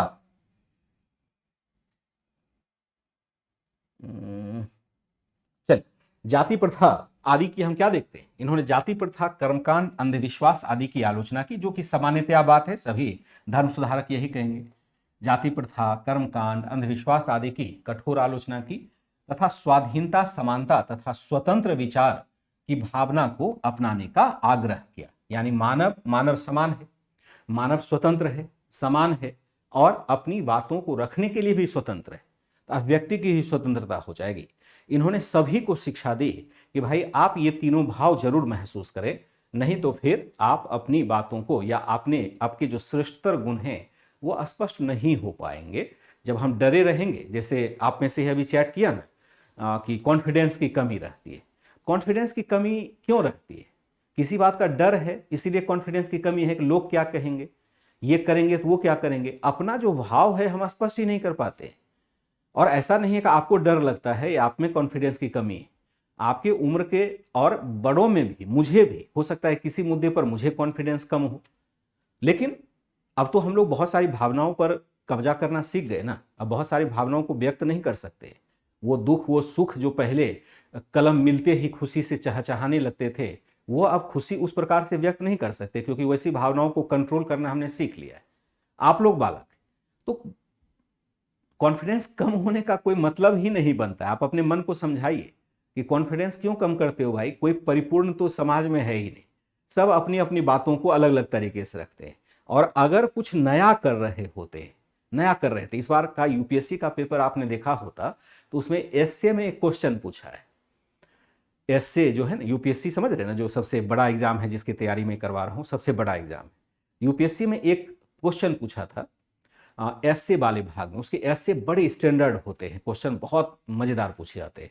वहां पर पूछा गया था कि जो बड़ा कार्य होता है, जो बहुत बड़ा कार्य आप मानते हैं या महान कार्य जिसको मानते हैं, उसकी शुरुआत बहुत छोटे से होती है। बहुत साधारण कार्य से महान कार्य की शुरुआत होती है, जिसको पहले कोई नोटिस नहीं करता है। और लोग क्या करते हैं, शुरुआत करते हैं अच्छे काम करने की, और दूसरे लोग हंस देते हैं, अरे क्या कर रहा है ये, फिर लोग छोड़ देते हैं, अरे पता नहीं वही हो गया। ये पंडित जी वाले, मतलब अगर एनसीईआरटी को आप पढ़ेंगे, छोटे एनसीईआरटी को, क्लास में एनसीईआरटी, उसमें एक पंडित जी की कहानी दी हुई है। तो वहाँ पर बच्चों को सिखाना है कि कैसे कॉन्फिडेंस आता है, तो पंडित जी की कहानी दी गई है। और ये बड़ा सटीक है। जैसे एक पंडित जी हुआ करते थे पहले, पंडित जी को जो दक्षिणा आया वही दे दिया जाता था। बहुत पहले की बात, किससे कहानी में, राजा रानी वाली में, पंडित जी को दक्षिणा में एक बकरी दे दिया गया, बकरी का बच्चा दे दिया गया। अब भाई गरीब आदमी है तो जरूरी नहीं है कि कैश ही दे, सोना ही दे, तो बकरी का एक बच्चा दिया। तो बकरी का बच्चा थोड़ा छोटा था, तो फिर पंडित जी ने गर्दन पर उसको रख लिया कि पैदल ले जाएंगे, बहुत टाइम लगेगा, घर भी जाना है। तो यहाँ पर ठगों का एक गिरोह मिल गया। पहले जैसे बेंटिक के काल में हम देखते हैं कि बहुत बड़े बड़े ठग हुआ करते थे और ठग ही लेते थे। तो ठगने वाला क्या होता है कि एक प्रपंच रचता है झूठ का, आपके आसपास ऐसा आवरण बनाएगा कि आप उसमें ठगे चले जाते हैं। कितना भी होशियार हैं तो आप कॉन्फिडेंस रहित हो जाएंगे। पंडित जी ने बकरे को कंधे पर रखा और चला, तो उन्होंने उनको रास्ते में ठग मिल गया। उस ठग ने सोचा कैसे बकरे को खींचा जाए और इसको काट के खा लेंगे। तो पंडित जी को कहा, पंडित जी आप कुत्ते का बच्चा क्यों ले जा रहे हैं? तो पंडित जी बड़े आग बबूला हुए कि मुझे तुम्हें दिखाई नहीं देता बकरे का बच्चा है और ये कुत्ते का बच्चा नहीं। कहा हाँ हाँ कोई बात नहीं, जाइए। फिर जैसे ही आगे बढ़ते हैं तो ठगों का दूसरा ग्रुप आ जाता है। वह कहता है अरे पंडित जी आप तो मतलब धर्म भ्रष्ट हो गए, आपने तो फिर कुत्ते का बच्चा कंधे पर क्यों उठाया? और ऐसा उनको 10 बार टोका गया। ये एनसीईआरटी के ग्रंथ में ही, मतलब एनसीईआरटी की किताबों में ही दिया हुआ। 10 बार टोका और 10वें बार के बाद पंडित जी का कॉन्फिडेंस इतना हिल गया कि उन्होंने बकरी के बच्चे को बाहर फेंका और जाकर के घर में नहा करके पूजा पाठ करके और लगा कि अब जाकर के मेरा पाप छूटा है। जबकि क्या था, पंडित जी सही थे लेकिन बरगला दिया गया। तो कॉन्फिडेंस नहीं होना भी एक इसी मतलब अपने आंतरिक कमजोरी का ही नतीजा होता है। तो थोड़ा धीरे धीरे आएगा, तुरंत तो नहीं आएगा। यहां हम जरा इनको देख लेते हैं कि इन्होंने जाति प्रथा, कर्मकांड, अंधविश्वास आदि की कठोर आलोचना की, स्वाधीनता, समानता और स्वतंत्र विचारों की भावना को अपनाने का आग्रह किया। अपने गुरु की तरह यह भी महान मानवतावादी। मानवतावादी होने का मतलब क्या है कि मानव की अच्छाइयों में विश्वास करते थे। मानव बुरा नहीं है, मूलतः मानव बुरा हो ही नहीं सकता है। मानव के ऊपर बुराइयों की परत चढ़ जाती है और उस परत को हम हटा देते हैं तो मानव ईश्वर के समान हो जाता है। मानवतावादी विचार यही कहेगा। मानवतावादी राहत कार्य तथा मानव सेवा के लिए उन्होंने 1896 में आरके मिशन यानी रामकृष्ण मिशन नामक संस्था की स्थापना की थी। किसने? स्वामी विवेकानंद ने। जो संस्था अब भी, जो संस्था क्या है, जो संस्था अब भी हम क्या देखते हैं कि अब भी यह संस्था का है। स्वामी दयानंद सरस्वती और आज समाज की बात करें, यही छोटा छोटा ना इंफॉर्मेशन दिया हुआ था। तो मैंने सोचा कि इसको लिखूंगा तो शायद उतना मैं डिस्क्राइब ना कर पाऊं, उस फीलिंग के साथ नहीं कर पाऊं। मैं थोड़ा सा फीलिंग्स आपके पास शेयर कर रहा हूं, क्योंकि जो अच्छी बातें होती है उसको जब हम महसूस करते हैं तब उसके प्रभाव को भी मतलब महसूस करने लगते हैं। ऐसे सामान्यतः आप पढ़ लिया तो लगेगा कि इसमें कोई प्रभाव है ही नहीं। एक एक शब्दों का प्रभाव अपने जीवन पर पड़ता है। यही कारण है कि बहुत सारे लोग पहले प्रवचन सुन करके बदल जाया करते थे। प्रवचन में 1 घंटे के लिए प्रवचन सुना, उनके जीवन में बदलाव आ जाता था। अब तो नहीं आता है। तो लोग मानते हैं कि जो प्रवचन देने वाला है वह भी शुद्ध नहीं है, उसके विचार का प्रभाव ही नहीं पड़ता है। तो खैर प्रवचन ही आज मान के चलें कि स्वामी दयानंद सरस्वती और आर्य समाज है। स्वामी दयानंद सरस्वती एक ऐसे व्यक्ति थे जिनके जीवन में आप पढ़ेंगे शुरुआत से, मोरबी रियासत है गुजरात में इनका जन्म हुआ था, ब्राह्मण परिवार में जन्म हुआ था। और चूंकि बचपन से ही ये सन्यासी बनना चाहते थे, इनका मूल लक्ष्य था सन्यास लेना, और इन्होंने सन्यास प्राप्त करने के लिए उसी तरह प्रयास किया कि किस तरह से हमारे जीवन की मुक्ति हो, जैसा कि हम देखते हैं कि कभी महात्मा बुद्ध ने किया था। लेकिन इनको कहीं शांति नहीं मिली, मथुरा भी गए। वहां मथुरा में जाकर के इनको स्वामी बिरजानंद का मिल गया। वहां से इनको एक जुड़ाव होता है, स्वामी बिरजानंद से जुड़ा हुआ। और बिरजानंद से जब जुड़ाव होता है तब इनके जीवन में एक शांति आती है।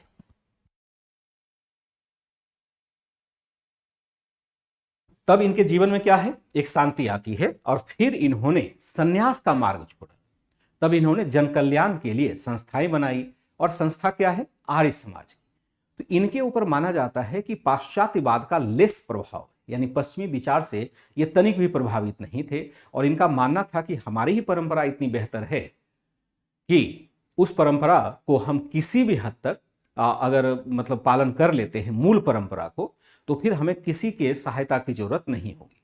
इन्होंने बड़ी कठोर आलोचना की पुराण ग्रंथ हुई। पुराण हम जानते हैं वेद और पुराण, लेकिन वेद की जो प्रतिष्ठा है वो पौराणिक ग्रंथों की नहीं है, यानी पुराण की नहीं है। पुराण एक कर्मकांडीय ग्रंथ है। और इन्होंने कहा कि हिंदू धर्म में जो भी समस्या आई है वो सब पुराण ने ही लिखा हुआ है, पुराण ग्रंथ के द्वारा ही ऐसी समस्या आई है।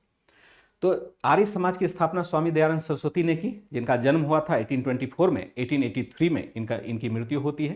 हालांकि ये डेट भी आपको कभी कभी 1886 दिखाई देता है।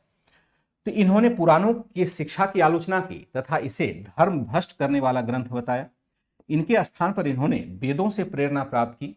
इन्होंने वैदिक ज्ञान को ही सर्वश्रेष्ठ माना और वेदों को ईश्वर द्वारा रचित मानते हुए अनुल्लंघनीय माना। इन्होंने कहा कि जो वैदिक ग्रंथ लिखे गए हैं वो मानव द्वारा नहीं लिखे गए, ईश्वर द्वारा लिखे गए हैं, और ईश्वर गलती करते नहीं हैं। इसलिए हमें हूबहू वैदिक ग्रंथों को अपनाना चाहिए। लेकिन ये बात कभी कभी गलत हो जाता है।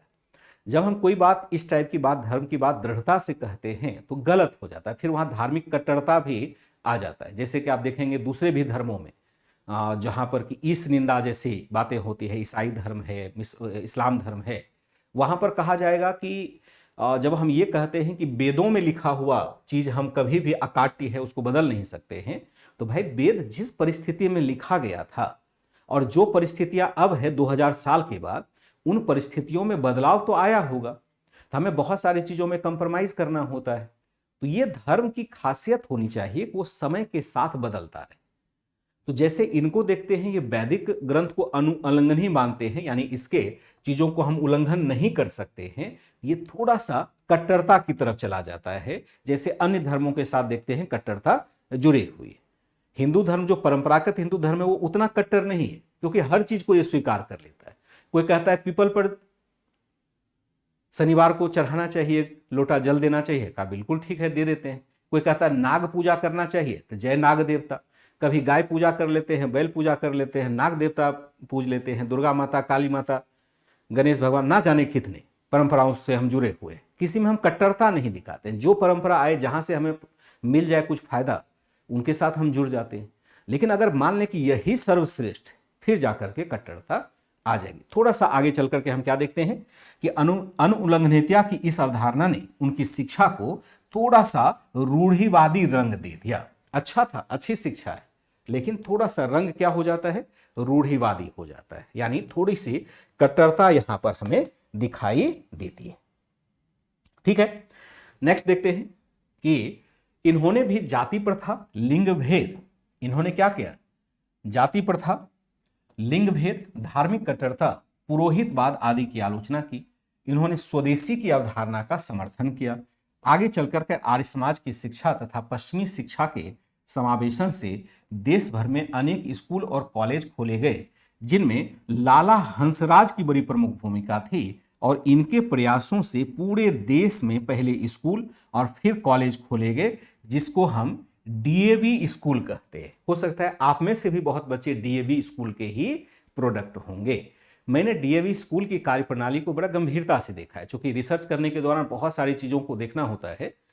तो मैंने दोनों स्कूल को देखा है, आरके मिशन वाले स्कूल को भी देखा है और डीएवी को भी देखा है। आरके मिशन की तो बात ही अलग है, उसका तो एक अलग ही रंग ढंग है, उससे थोड़ा सा मॉडरेट आपको डीएवी स्कूल मिलेगा, छोटे डीएवी स्कूल नहीं। एक्चुअल में जो वास्तव में इनका कोर वाला डीएवी स्कूल है, वहाँ पर बहुत सारी बातों को फॉलो किया जाता है। डीएवी स्कूल को हम क्या कहते हैं, दयानंद एंग्लो वैदिक स्कूल या कॉलेज कहते हैं। तो यहाँ पर कहा गया कि केवल भारतीय भाषा का अध्ययन नहीं करेंगे, बल्कि हम पश्चिमी मानकों को भी शिक्षा में लागू करेंगे। लेकिन एक वर्ग ने कहा कि नहीं, हमें दयानंद की ही शिक्षा को मूल रूप में लागू करना पड़ेगा। तो उन्होंने डीएवी जैसे, मतलब एंग्लो वैदिक जैसे स्कूल की कॉन्सेप्ट को नहीं अपनाया, उन्होंने वैदिक स्कूल के कॉन्सेप्ट को अपनाया, जहां पर गुरुकुल परंपरा में शिक्षा दी जाती थी। जैसे वैदिक काल में हम देखते हैं गुरुकुल परंपरा में दी जाती है, तो गुरुकुल परंपरा भी आर्य समाज की ही एक शाखा के द्वारा चलाया गया। और पहली बार सबसे हम देखते हैं कि जो हरिद्वार है ना, हरिद्वार के बाद पास ही है कांगड़ी जगह है, हरिद्वार से थोड़ा सा पहले होगा, तो वहां पर गुरुकुल कांगड़ी, कांगड़ी एक जगह का नाम है उत्तराखंड में, और गुरुकुल कांगड़ी स्थापित किया जाता है इन्हीं के एक समूह के द्वारा। लाला हंसराज हम देखते हैं डीएवी स्कूल के एक तरह से को आगे बढ़ाने वाले हो जाते हैं। फिर हम देखते हैं इसी क्रम में स्वामी श्रद्धानंद हो जाते हैं, जिन्होंने कांगड़ी क्षेत्र में हरिद्वार के पास 1902 में गुरुकुल कांगड़ी की स्थापना की थी। आर्य समाज के अनुयायियों ने स्त्रियों की दशा सुधारने, शिक्षा का प्रसार करने, छुआछूत को मिटाने आदि के लिए काफी बड़ा कार्य किया, और उन्होंने जनता में आत्मसम्मान और स्वावलंबन की भावना जगाई, जिससे अंततः राष्ट्रवाद को बढ़ावा मिला, राष्ट्रवाद की भावना को का प्रसार हो पाया। ये विशेष हम योगदान देखते हैं इनका, खास करके। ठीक है, खास करके हम देखते हैं। ठीक है बच्चे, यहाँ एक बच्चे ने पूछा कि इंग्लिश सब्जेक्ट का फाउंडेशन बैच कब आएगा। इंग्लिश सब्जेक्ट कोई नहीं है, उसका कोई फाउंडेशन बैच नहीं। आपने शायद गलत सवाल पूछा है, या तो आप पूछना चाहते हैं इंग्लिश मीडियम में फाउंडेशन बैच कब आएगा। तो अभी तो इंग्लिश मीडियम के लिए फाउंडेशन बैच नहीं लाएंगे। इंग्लिश जो उसका पर्टिकुलर एक सब्जेक्ट होता है, उसके लिए कोचिंग की जरूरत नहीं होती है, वो प्रैक्टिस की चीज़ है। उसमें अगर कोई आपको कहे कि पैसा दे करके फाउंडेशन बैच में आना केवल इंग्लिश सब्जेक्ट के लिए, तो वो फिर जायज़ नहीं है। वहाँ पर आप धन मत खर्च कीजिएगा, वो मुझे लगता है उसकी ज़रूरत है नहीं। इंग्लिश आप सामान्यतः आप क्वालिफाई कर जाते हैं, लेकिन थोड़ा प्रैक्टिस करने के बाद ऐसे वगैरह कर लेंगे तो।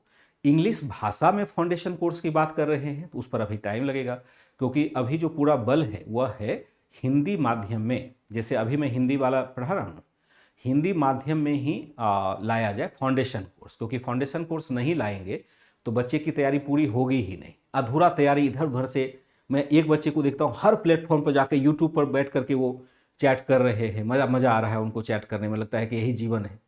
अरे भाई, नहीं नष्ट करना है, आपके पास समय बिल्कुल कम है। आपको अगर लगता है कि क्वालिफाई करने वाले हैं तो आप एक एक पल को अपने एग्जाम में लगाइए।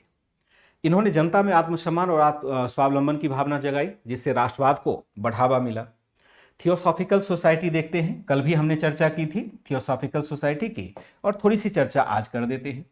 थियोसॉफिकल सोसाइटी की स्थापना 1875 में अमेरिका में मैडम HP ब्लावत्स्की और कर्नल HS अलकॉट के द्वारा किया गया था। बाद में ये दोनों भारत आ गए। मैं यहाँ पर एक क्वेश्चन बनाने वाला हूँ, अभी नहीं, जब भी क्वेश्चन पूछूंगा यहाँ से भी क्वेश्चन में दे दूंगा। थियोसॉफिकल सोसाइटी की स्थापना 1875 में अमेरिका में मैडम HP ब्लावत्स्की और कर्नल HS अलकॉट के द्वारा की गई, और बाद में इस संस्था का मुख्यालय मद्रास के अडियार में ट्रांसफर कर दिया गया 1886 में। फिर हम देखते हैं इनके साथ आगे चल के जुड़ाव होता है 1893 में एनी बेसेंट का, और एनी बेसेंट जब जुड़ती है तो इनका विस्तार संपूर्ण भारत में हो जाता है। थियोसॉफिकल सोसाइटी ने हिंदुत्व, पारसी धर्म और बौद्ध धर्म को पुनः स्थापित करने की दिशा में काम किया। यानी जो हिंदू धर्म है, पारसी धर्म है, बौद्ध धर्म जैसे पौराणिक धर्म को इन्होंने मूल स्वरूप में स्थापित करने का प्रयास किया। इनका जो उपदेश था उनके मूल स्वरूप को लेकर के था कि हिंदू धर्म की बुराइयों का त्याग होना चाहिए, बौद्ध धर्म की जो गैर परंपरागत बातें हैं उनका त्याग होना चाहिए। पारसी धर्म को आप देखेंगे लिखा होता है जरथुष्ट्र धर्म लिखा होता है, एक ही बात है। जियस भी कहते हैं, जियस भी या जरथुष्ट्र धर्म जो भी कहेंगे, ये पारसी धर्म का ही अलग अलग नाम। इन्होंने कहा कि ये सब धर्म बड़े पौराणिक हैं, मतलब बहुत पहले से चले आ रहे हैं, इनको मूल स्वरूप में किस प्रकार से स्थापित किया जाए, इसके लिए इन्होंने मूलतः प्रयास किया। और ये आत्मा की अवधारणा में विश्वास रखते थे कि आत्मा का यहाँ पर बार बार जन्म होता है। इस सोसाइटी ने आत्मा की अमरता के सिद्धांत को अमल में लाया, यानी बताया कि आत्मा क्या है, अमर है। और चूंकि ऐसी बात एक पश्चिम समर्थक लोगों के द्वारा की जा रही थी, तो भारतीयों में भी आत्मगौरव की भावना का संचार हुआ। ये सब बातें भारतीयों के द्वारा की जा रही है, और यही बातें जब पश्चिम समर्थक लोगों के द्वारा की जा रही है, यानी पश्चिमी मूल के लोगों के द्वारा की जा रही है, भारतीय धर्म की सराहना की जा रही है, तो भारतीयों को भी लगा कि नहीं, अपने धर्म में तो कुछ होगा, तभी ये लोग कह रहा है। एनी बेसेंट के प्रमुख कार्य अगर देखें तो एनी बेसेंट ने बनारस में सेंट्रल हिंदू विद्यालय की स्थापना की, जो बाद में मदन मोहन मालवीय जी के प्रयास से वर्तमान का BHU बन जाता है, यानी बनारस हिंदू विश्वविद्यालय बन जाता है। इसकी शुरुआत एनी बेसेंट के द्वारा ही की गई थी। एनी बेसेंट का ठीक ठाक प्रभाव था। मैंने बताया था कि एनी बेसेंट का मतलब इतना था प्रभाव कि वो जवाहरलाल नेहरू की पहली टीचर भी रही हुई है। यानी जवाहरलाल नेहरू को ट्यूशन पढ़ाने का काम, एडजैक्ट ट्यूशन नहीं, मैंने मजाक में कहा, मतलब उनको शिक्षा देने का कार्य, पश्चिमी शिक्षा से रूबरू कराने का कार्य एनी बेसेंट को ही जाता है। और अगर जवाहरलाल नेहरू की किताबों को पढ़ेंगे तो वहाँ पर एक समय बड़ी विचित्र स्थिति उत्पन्न हो गई। मोतीलाल नेहरू बड़े वकील हैं, बहुत धनवान वकील हैं, बहुत प्रभाव है उनका, और वो मान के चल रहे थे कि हमारा बेटा भी क्या बनेगा, वकील बनेगा, बहुत प्रतिभाशाली होगा। बड़े नाजो नखरे से जवाहरलाल नेहरू का लालन पालन हुआ था। और जब एनी बेसेंट के संपर्क में जवाहरलाल नेहरू आते हैं तो उनका मन करने लगा कि हम थियोसॉफिकल सोसाइटी को ज्वाइन कर ले, यानी थियोसॉफिस्ट बन जाए, यानी धार्मिक बन जाए, साधु बन जाए, सन्यासी बन जाए। अब तो बड़ी मुश्किल हो गई मोतीलाल नेहरू को, हालांकि ऐसा कुछ हुआ नहीं। फिर जवाहरलाल नेहरू धीरे धीरे राजनीति की तरफ आ गए, क्योंकि जवाहरलाल नेहरू राजनीति में एक्टिव हो सके इसके लिए मोतीलाल नेहरू जी ने अच्छा खासा कार्य किया था विरासत के तौर पर महात्मा गांधी के साथ मिलकर के। आप 1922 वगैरह में देखेंगे कि तब तक धीरे धीरे इंट्रोड्यूस उनको किया जाना शुरू कर दिया है। 1922 के बाद से एक्टिव हो जाते हैं जवाहरलाल नेहरू। अभी बहुत एज नहीं है इनका, फिर भी इनको राजनीति में मौका मिलने लग जाता है। ठीक है, तो हमने क्या देखा कि यहाँ पर मदन मोहन मालवीय जी के प्रयासों से बनारस हिंदू विश्वविद्यालय की स्थापना कर दी जाती है। फिर हम देखते हैं कि मुस्लिम धर्म सुधार आंदोलन भी होता है और इसमें एक लोगों की भूमिका बहुत महत्वपूर्ण मानते हैं, सैयद अहमद खान तथा अलीगढ़ आंदोलन।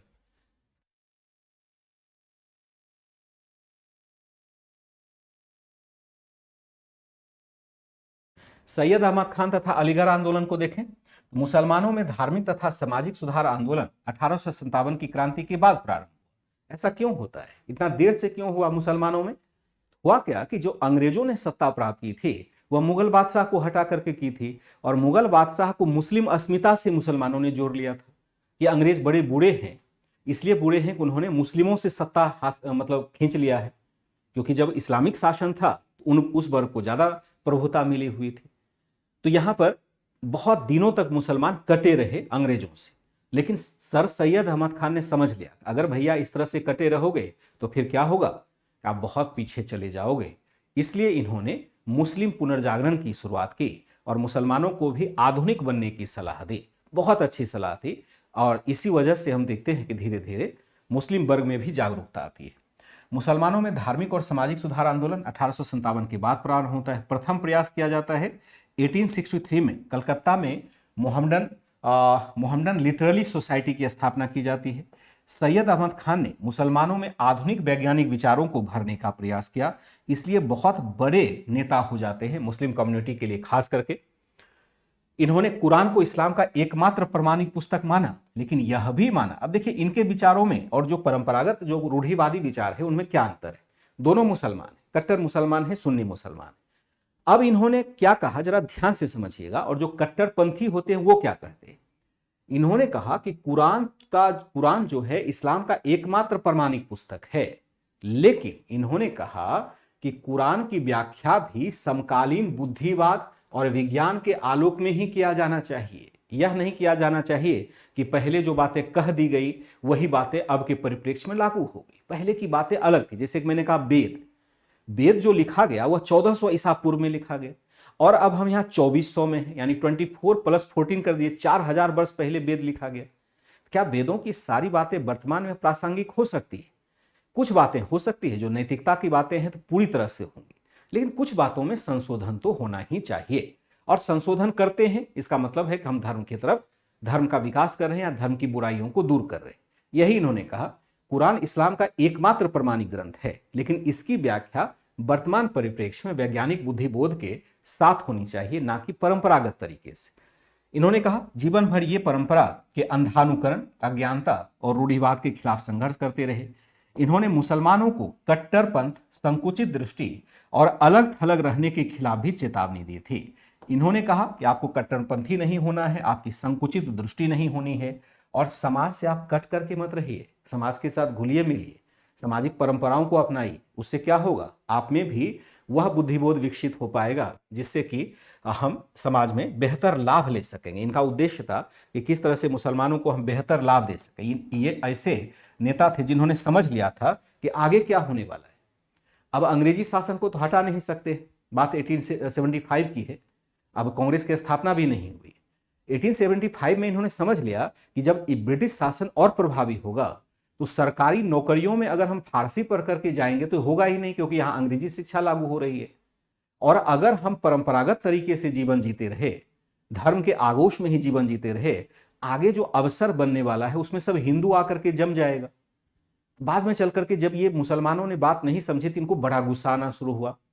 मतलब शुरुआत में इन्होंने प्रयास किया कि किस तरह से हम आगे बढ़ाएं उनको, लेकिन बहुत सारे लोगों ने इसको एक्सेप्ट नहीं किया। बाद में इनको गुस्सा आने लगा, और बाद में जो अभी ये हिंदू मुस्लिम एकता की बात करते हैं और ये कहते हैं कि एक शरीर में जैसे 2 आंख है वैसे हिंदू और मुस्लिम है 2 आंख एक शरीर का, बाद में ये हिंदू डोमिनेंसी की बात करने लगते हैं, क्योंकि जो सुधार होना चाहिए इनके कथन के हिसाब से ऐसा एक्सेप्टेंस मुस्लिम समाज में हुआ ही नहीं।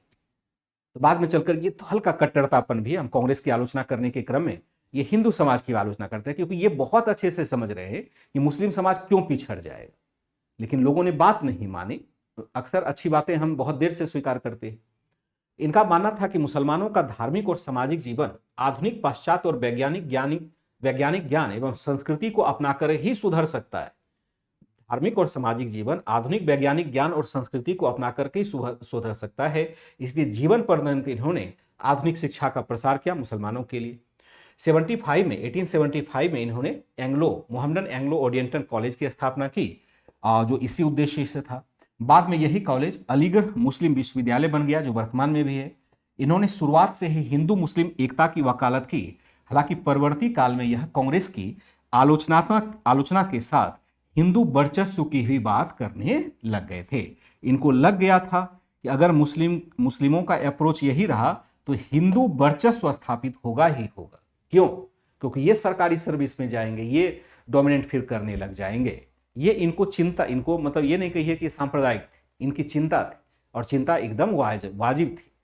क्योंकि जो एक्सेप्टेंस हिंदू समुदाय ने दिखाया वह मुस्लिम समुदाय अंग्रेजों के साथ नहीं दिखा पा रहा है। वो परंपरागत बातें वही लेके बैठा है कि हमारे मुगल बादशाह को क्यों हटा दिया। अरे भाई, समाज आगे बढ़ रहा है तो आपको भी आगे बढ़ना चाहिए और उस चीज को एक्सेप्ट करना चाहिए। और जब एक्सेप्ट करते हैं तो काफी देर हो चुकी है। एक्सेप्ट कब करते हैं? जब मुस्लिम लीग की स्थापना होती है 1906 ईस्वी में। मुस्लिम लीग की स्थापना जब हुई तो उसका उद्देश्य ही बनाया गया कि हम अंग्रेजों के साथ मित्रता बढ़ाएं। लेकिन कहां 1875, यानी 25 वर्ष यहां हो गया और 6 वर्ष और 2 यानी 31 वर्ष के बाद हम जाकर के कोई राजनीतिक पार्टी मुसलमानों की बना पाते हैं। नेक्स्ट देखेंगे मोहम्मद इकबाल है। हालांकि इनके बारे में बहुत इंफॉर्मेशन नहीं दिया है जितना इंफॉर्मेशन होना चाहिए था। मोहम्मद इकबाल है 1875 से 1938 है। आधुनिक भारत के महानतम कवियों में मोहम्मद इकबाल का नाम होता है, जिन्होंने अपनी कविता द्वारा नौजवान मुसलमान तथा हिंदुओं के दार्शनिक धार्मिक दृष्टिकोण पर गहरा असर डाला। इन्होंने ऐसे गतिमान दृष्टिकोण को अपनाने पर आग्रह किया जो दुनिया को बदलने में सहायक। इन्हीं के द्वारा लिखा गया है सारे जहां से अच्छा हिंदुस्तान हमारा। एक तरह से अमीर खुसरो टाइप के ये कवि थे, बहुत प्रगतिशील कवि थे। हालांकि बाद में खास करके जब सांप्रदायिकता का भाव उत्पन्न होता है तो इन पर भी हम देखते हैं कि थोड़ा सा एक चिंता हावी होने लग जाती है। ये हम नहीं कहेंगे कि कट्टरता हावी होती है, अपने कम्युनिटी के प्रति चिंता थोड़ी सी हावी होने लग जाती है। ऐसा हम सभी के व्यक्तित्व में देखते हैं। पारसी धर्म में सुधार है। पारसी धर्म के लिए सुधार आंदोलन चलाया गया। कैसे? कि पारसी धर्म में धर्म सुधार आंदोलन 19वीं शताब्दी के आरंभ में प्रारंभ हुआ और इसी के तहत 1891 में रहनुमाई मजदा यासन नामक सभा की स्थापना हुई। इस संस्था की स्थापना से नौरोजी फरदूनजी, दादा भाई नौरोजी और एस बंगाली जुड़े हुए थे। इस संस्था ने धार्मिक क्षेत्र में रूढ़िवाद के खिलाफ आंदोलन संगठित किया और महिलाओं की शिक्षा की वकालत की।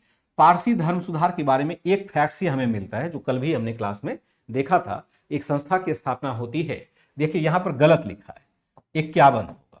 1851 में रहनुमाई मजदा यासन सभा की स्थापना की और यह इसलिए स्थापित की गई थी कि पारसियों में जो कट्टरपंथ बढ़ रहा है, रूढ़िवादिता बढ़ रही है, महिलाओं के प्रति दुर्व्यवहार बढ़ रहा है, वह समाप्त हो सके।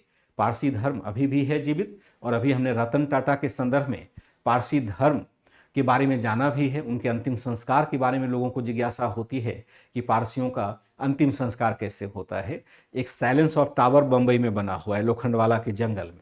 साइलेंस ऑफ टावर का है कि धरती से ऊपर हमने एक बहुत बड़ा टावर बना दिया है, उसमें एक प्लेटफॉर्म बना दिया है और पारसी धर्म के लोग अपना संस्कार, अंतिम संस्कार वहीं करते हैं। मान के चलते हैं कि हमारे शरीर का हर अंग जीवों के काम में आना चाहिए। फिर वो बॉडी को ऊपर रख देते हैं और चील गिद्ध जो भी है, जो मांसाहारी पक्षी हैं, वो शरीर को नोच नोच करके खा जाते हैं और फिर जब शरीर का स्केलेटन बचता है फिर उसको हम दफना देते हैं। इस प्रकार की प्रक्रिया अब आम नहीं है। रतन टाटा जी को वैसा नहीं किया गया, उनको तो अंतिम संस्कार मतलब अग्नि संस्कार ही किया गया। अंतिम संस्कार की कई विधियां होती है, दफनाना भी एक संभव है। उसको जो संस्कार है, जो हम साइलेंस ऑफ टावर पर रख देते हैं, ऊंचे टावर पर रख देते हैं, उसको दखमा संस्कार भी कहा जाता है। तो इन्होंने पारसी धर्म में धर्म सुधार के लिए यहाँ पर प्रयास किया। सिखों में धर्म सुधार आंदोलन भी प्रारंभ होता है। सिख धर्म में भी इस काल में धर्म सुधार आंदोलन प्रारंभ हुआ। कैसे? 19वीं सदी के अंत में सिख धर्म सुधार आंदोलन प्रारंभ हुआ, जिसके तहत अमृतसर में खालसा कॉलेज की स्थापना होती है। 1920 के बाद पंजाब में अकाली आंदोलन प्रारंभ हुआ, जिसका मुख्य उद्देश्य था गुरुद्वारा के प्रबंधन का शुद्धिकरण, जो कि भ्रष्ट महंतों के चंगुल में चला गया था। चूंकि सिखों में बहुत बड़ा चढ़ावा चल रहा था और गुरुद्वारों में जो गुरुद्वारों का प्रबंधन था उसमें भ्रष्टाचार आम बात हो जाती है, धार्मिक संस्थानों में भ्रष्टाचार रहती भी है। जो भ्रष्ट महंत थे उनके खिलाफ अकाली मूवमेंट शुरू होता है। अकाली पार्टी अभी भी पंजाब में मौजूद है, जिसको हम कहते हैं शिरोमणि अकाली दल। तो यहां पर हम क्या देखते हैं, एक अकाली मूवमेंट शुरू हुआ और ऐसे काफी रक्तपात भी हुआ, मतलब कोई शांतिपूर्ण ढंग से बात हुई नहीं। तो भ्रष्ट महंतों को गुरुद्वारे से भगाया गया। फिर वहां पर सिख धर्म में भी सुधार आंदोलन हुआ। 1921 में प्रारंभ हुए आंदोलन ने 1925 तक व्यापक रूप लिया। भ्रष्ट महंतों, ऐसे लिखेंगे, भ्रष्ट महंतों से धीरे धीरे गुरुद्वारों को मुक्त कराया गया। हालांकि इसमें काफी रक्तपात हो जाता है, काफी रक्तपात हो जाता है, बहुत अधिक यहां पर हिंसा भी होती है। ठीक है,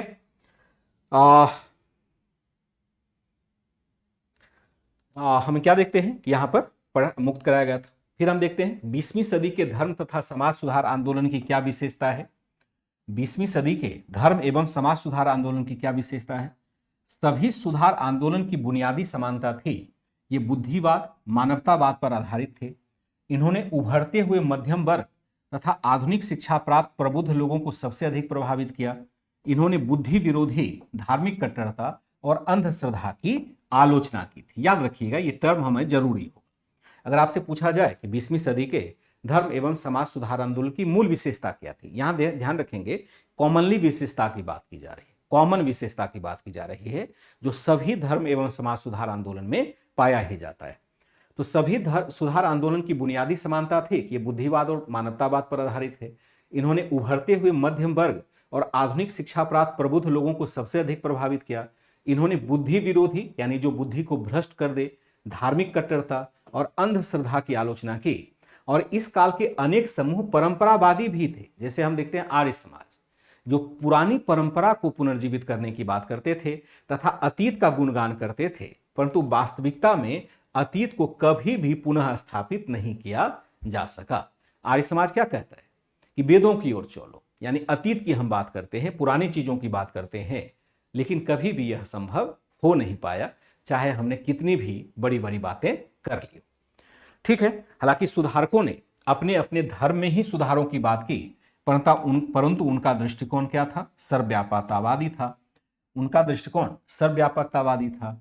कुल मिलाकर धर्म एवं समाज सुधार आंदोलन ने भारतीयों में आत्मविश्वास, आत्मसम्मान तथा अपने देश के लिए गौरव बढ़ाने का कार्य किया। और धर्म एवं समाज सुधार आंदोलन से 20वीं सदी में स्त्री मुक्ति आंदोलन भी आगे जुड़ जाता है। यहां पर इसकी चर्चा नहीं की गई है स्त्री मुक्ति आंदोलन की, लेकिन इसने स्त्रियों की दशा में सुधार के लिए भी प्रयास किया। स्त्रियों की दशा में सुधार के लिए 3 प्रकार से प्रयास होता है। एक, विधवा विवाह पर निषेध करते हैं, यानी विधवा विवाह प्रथा को पुनर्जीवित करने की बात करते हैं, यानी विधवाओं का विवाह होना चाहिए। दूसरा है कि बाल विवाह नहीं होना चाहिए और स्त्रियों को शिक्षा मिलनी चाहिए। ये तीनों कुप्रथाएं महिलाओं के साथ जुड़ी हुई थी, जो उनकी दशा को कमजोर करने का कार्य करती थी। और जितने भी समाज एवं धर्म सुधारक हुए, उन्होंने स्त्रियों के इन तीनों दशाओं में सुधार की जरूर वकालत की, जैसा कि कल भी हमने पढ़ा था राजा राम मोहन राय के संदर्भ में और ईश्वरचंद विद्यासागर के संदर्भ में। इस तरह से हमारे धर्म और समाज सुधारक चलते हैं।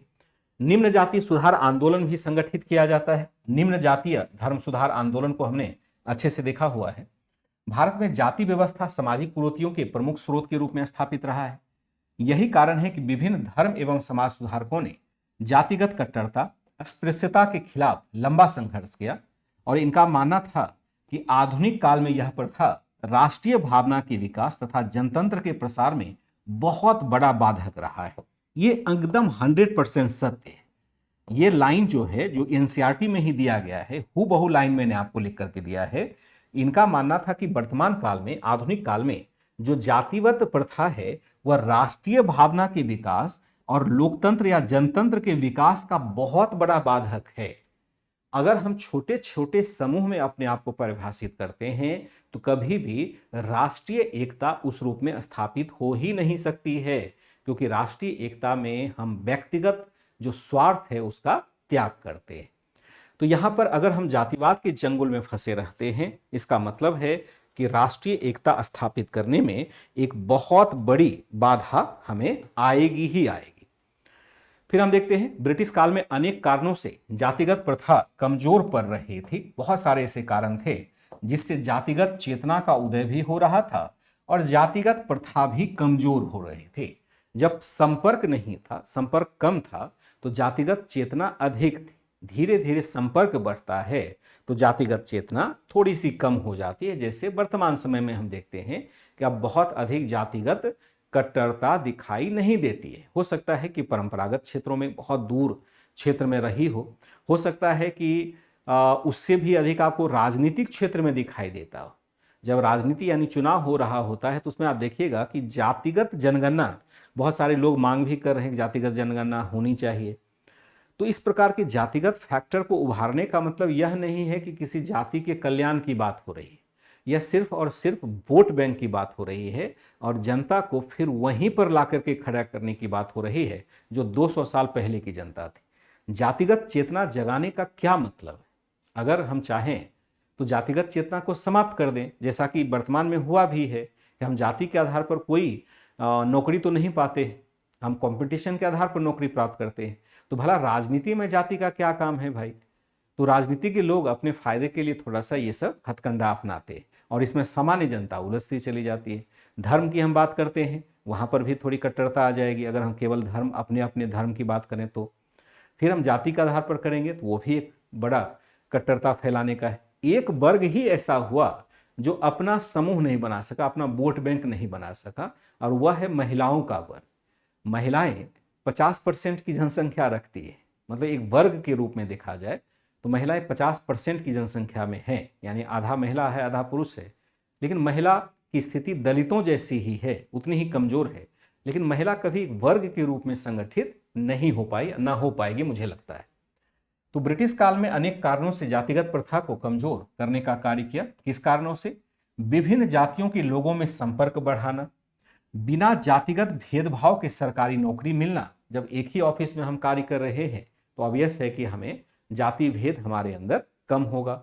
सार्वजनिक यातायात के साधनों का विकास, जब हम रेलगाड़ी में बैठते हैं, बसों में बैठते हैं, तो बगल में कौन बैठा हुआ है, किस जाति का बैठा हुआ है, क्या यह पूछ के बैठते हैं? तो नहीं। ये बहुत बड़ी क्रांति है। सार्वजनिक यातायात के साधनों का जब विकास हुआ और लोगों ने इसका प्रयोग किया तो उससे भी जातिगत भावना, जब हमने साथ सफर किया, बगल में कौन जाति था पता नहीं, और उससे हमें कोई हानि हुई नहीं, तो यहां पर धीरे धीरे लोगों के मन में यह भावना घर करने लगी कि जातिवाद वाली बात ही बेकार है। धर्मनिरपेक्ष शिक्षा दी गई, धर्मनिरपेक्ष और जाति निरपेक्ष शिक्षा दी जा रही है, तो उसका भी मनुष्य पर प्रभाव पड़ेगा। जैसे बच्चों को हमें एनसीईआरटी ना पढ़ाएं, जो एनसीईआरटी है बच्चों को क्यों पढ़ाया जाता है? इसलिए पढ़ाया जाता है कि एनसीईआरटी में जो पाठ्यक्रम बनाए गए हैं वो निरपेक्ष पाठ्यक्रम है, वो सभी वर्गों की बात करते हैं, केवल एक वर्गों की बात नहीं करते। इससे जो बालक होता है उसके मन में ही एक न्यूट्रल भाव जन्म ले लेता है। व्यापार तथा उद्योगों का विकास होना और इससे उत्पन्न जितने भी अवसर मिल रहे हैं, व्यापार और उद्योगों का विकास हो रहा है, उससे बहुत सारे ऐसे अवसर उत्पन्न हो रहे हैं जिसमें सभी वर्गों की भागीदारी की जरूरत होती है, तो उससे भी जाति प्रथा कमजोर हुआ। राष्ट्रीय आंदोलन का विकास होता है, तो राष्ट्रीय आंदोलन के नेता सभी वर्गों का सहयोग प्राप्त करना चाहते हैं, तो ऐसे भी जाति व्यवस्था कमजोर हो जाती है। बहुत सारे ऐसे फैक्टर हैं। इस काल में सुधारकों ने विशेषकर अस्पृश्यता के उन्मूलन पर बल दिया। खास करके जो अस्पृश्यता है वो समाज की सबसे बड़ी बुराई के रूप में, सामाजिक बुराई के रूप में पहचाना गया। चाहे वो महात्मा गांधी हों, चाहे ज्योतिबा फुले हों, चाहे डॉक्टर अंबेडकर हों, सब ने अस्पृश्यता के खिलाफ आवाज उठाई। गांधी जी ने अपनी सार्वजनिक गतिविधियों में छुआछूत की समाप्ति को जीवन का प्रमुख कार्य माना।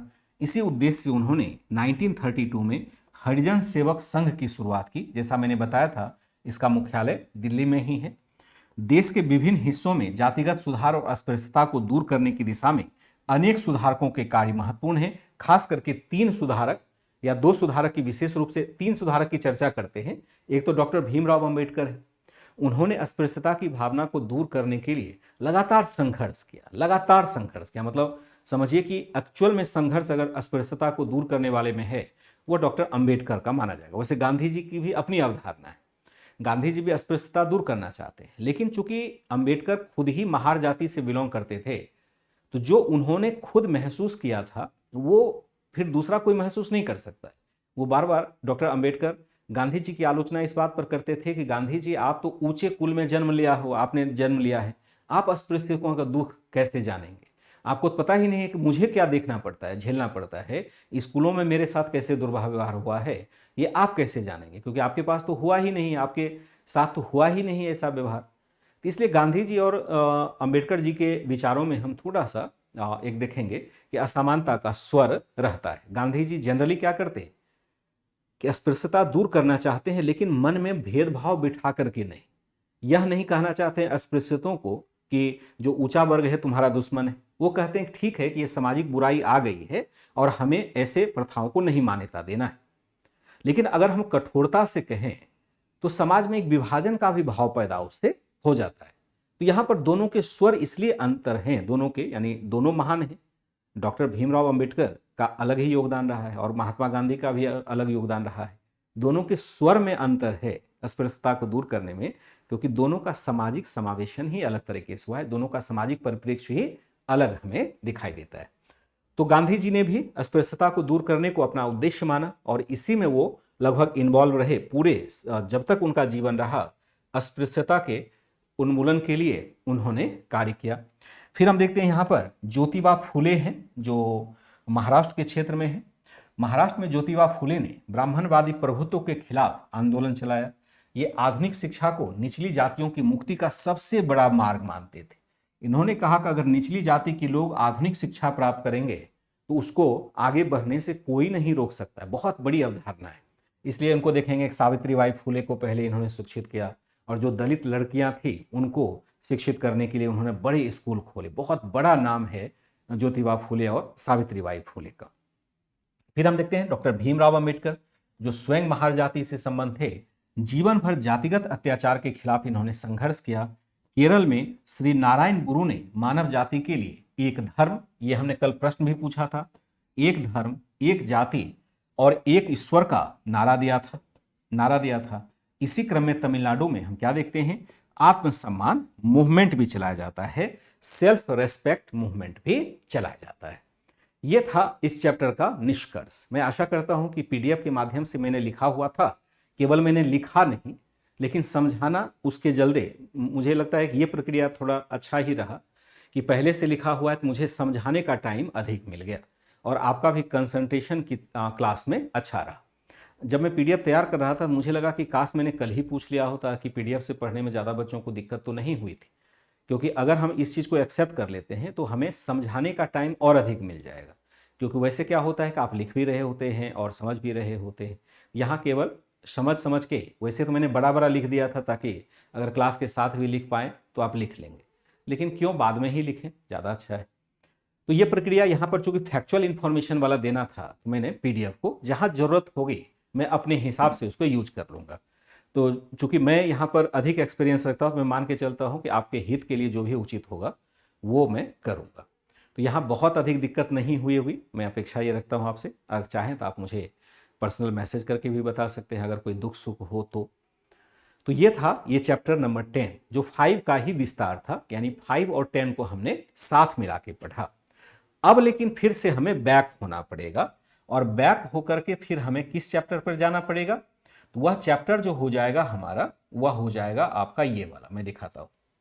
पहले था ना, हाँ, अब हमें यहां पढ़ना था 5वां चैप्टर पढ़ा, फिर अचानक से 10वां चैप्टर हमने पढ़ लिया दोनों को मिला करके, और यहां जो अब चैप्टर शुरू होना है वह होगा 1857 का रिवोल्ट, यानी 1857 का विद्रोह। बड़ा चैप्टर यह भी नहीं है, छोटा ही है।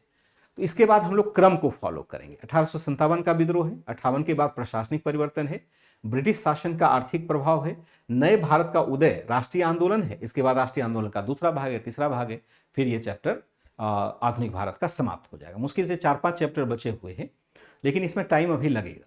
2-2 घंटे की क्लास ले रहे हैं तो सिलेबस थोड़ा सा खींचा गया है, नहीं तो 1-1 घंटे में तो पता ही नहीं चलता था। क्लास शुरू हुई, 5 मिनट आपसे बात करने में निकल गया, 5 मिनट पहले ब्रेक ले लिया, एक्चुअल में क्लास 50 मिनट की हो पाती थी। तो अभी लेकिन मुझे लगता है क्लास ठीक चल रहा है और आप लोग भी ज़्यादा थक नहीं पाते होंगे, क्योंकि दूसरी क्लास तो आप कर नहीं रहे हैं।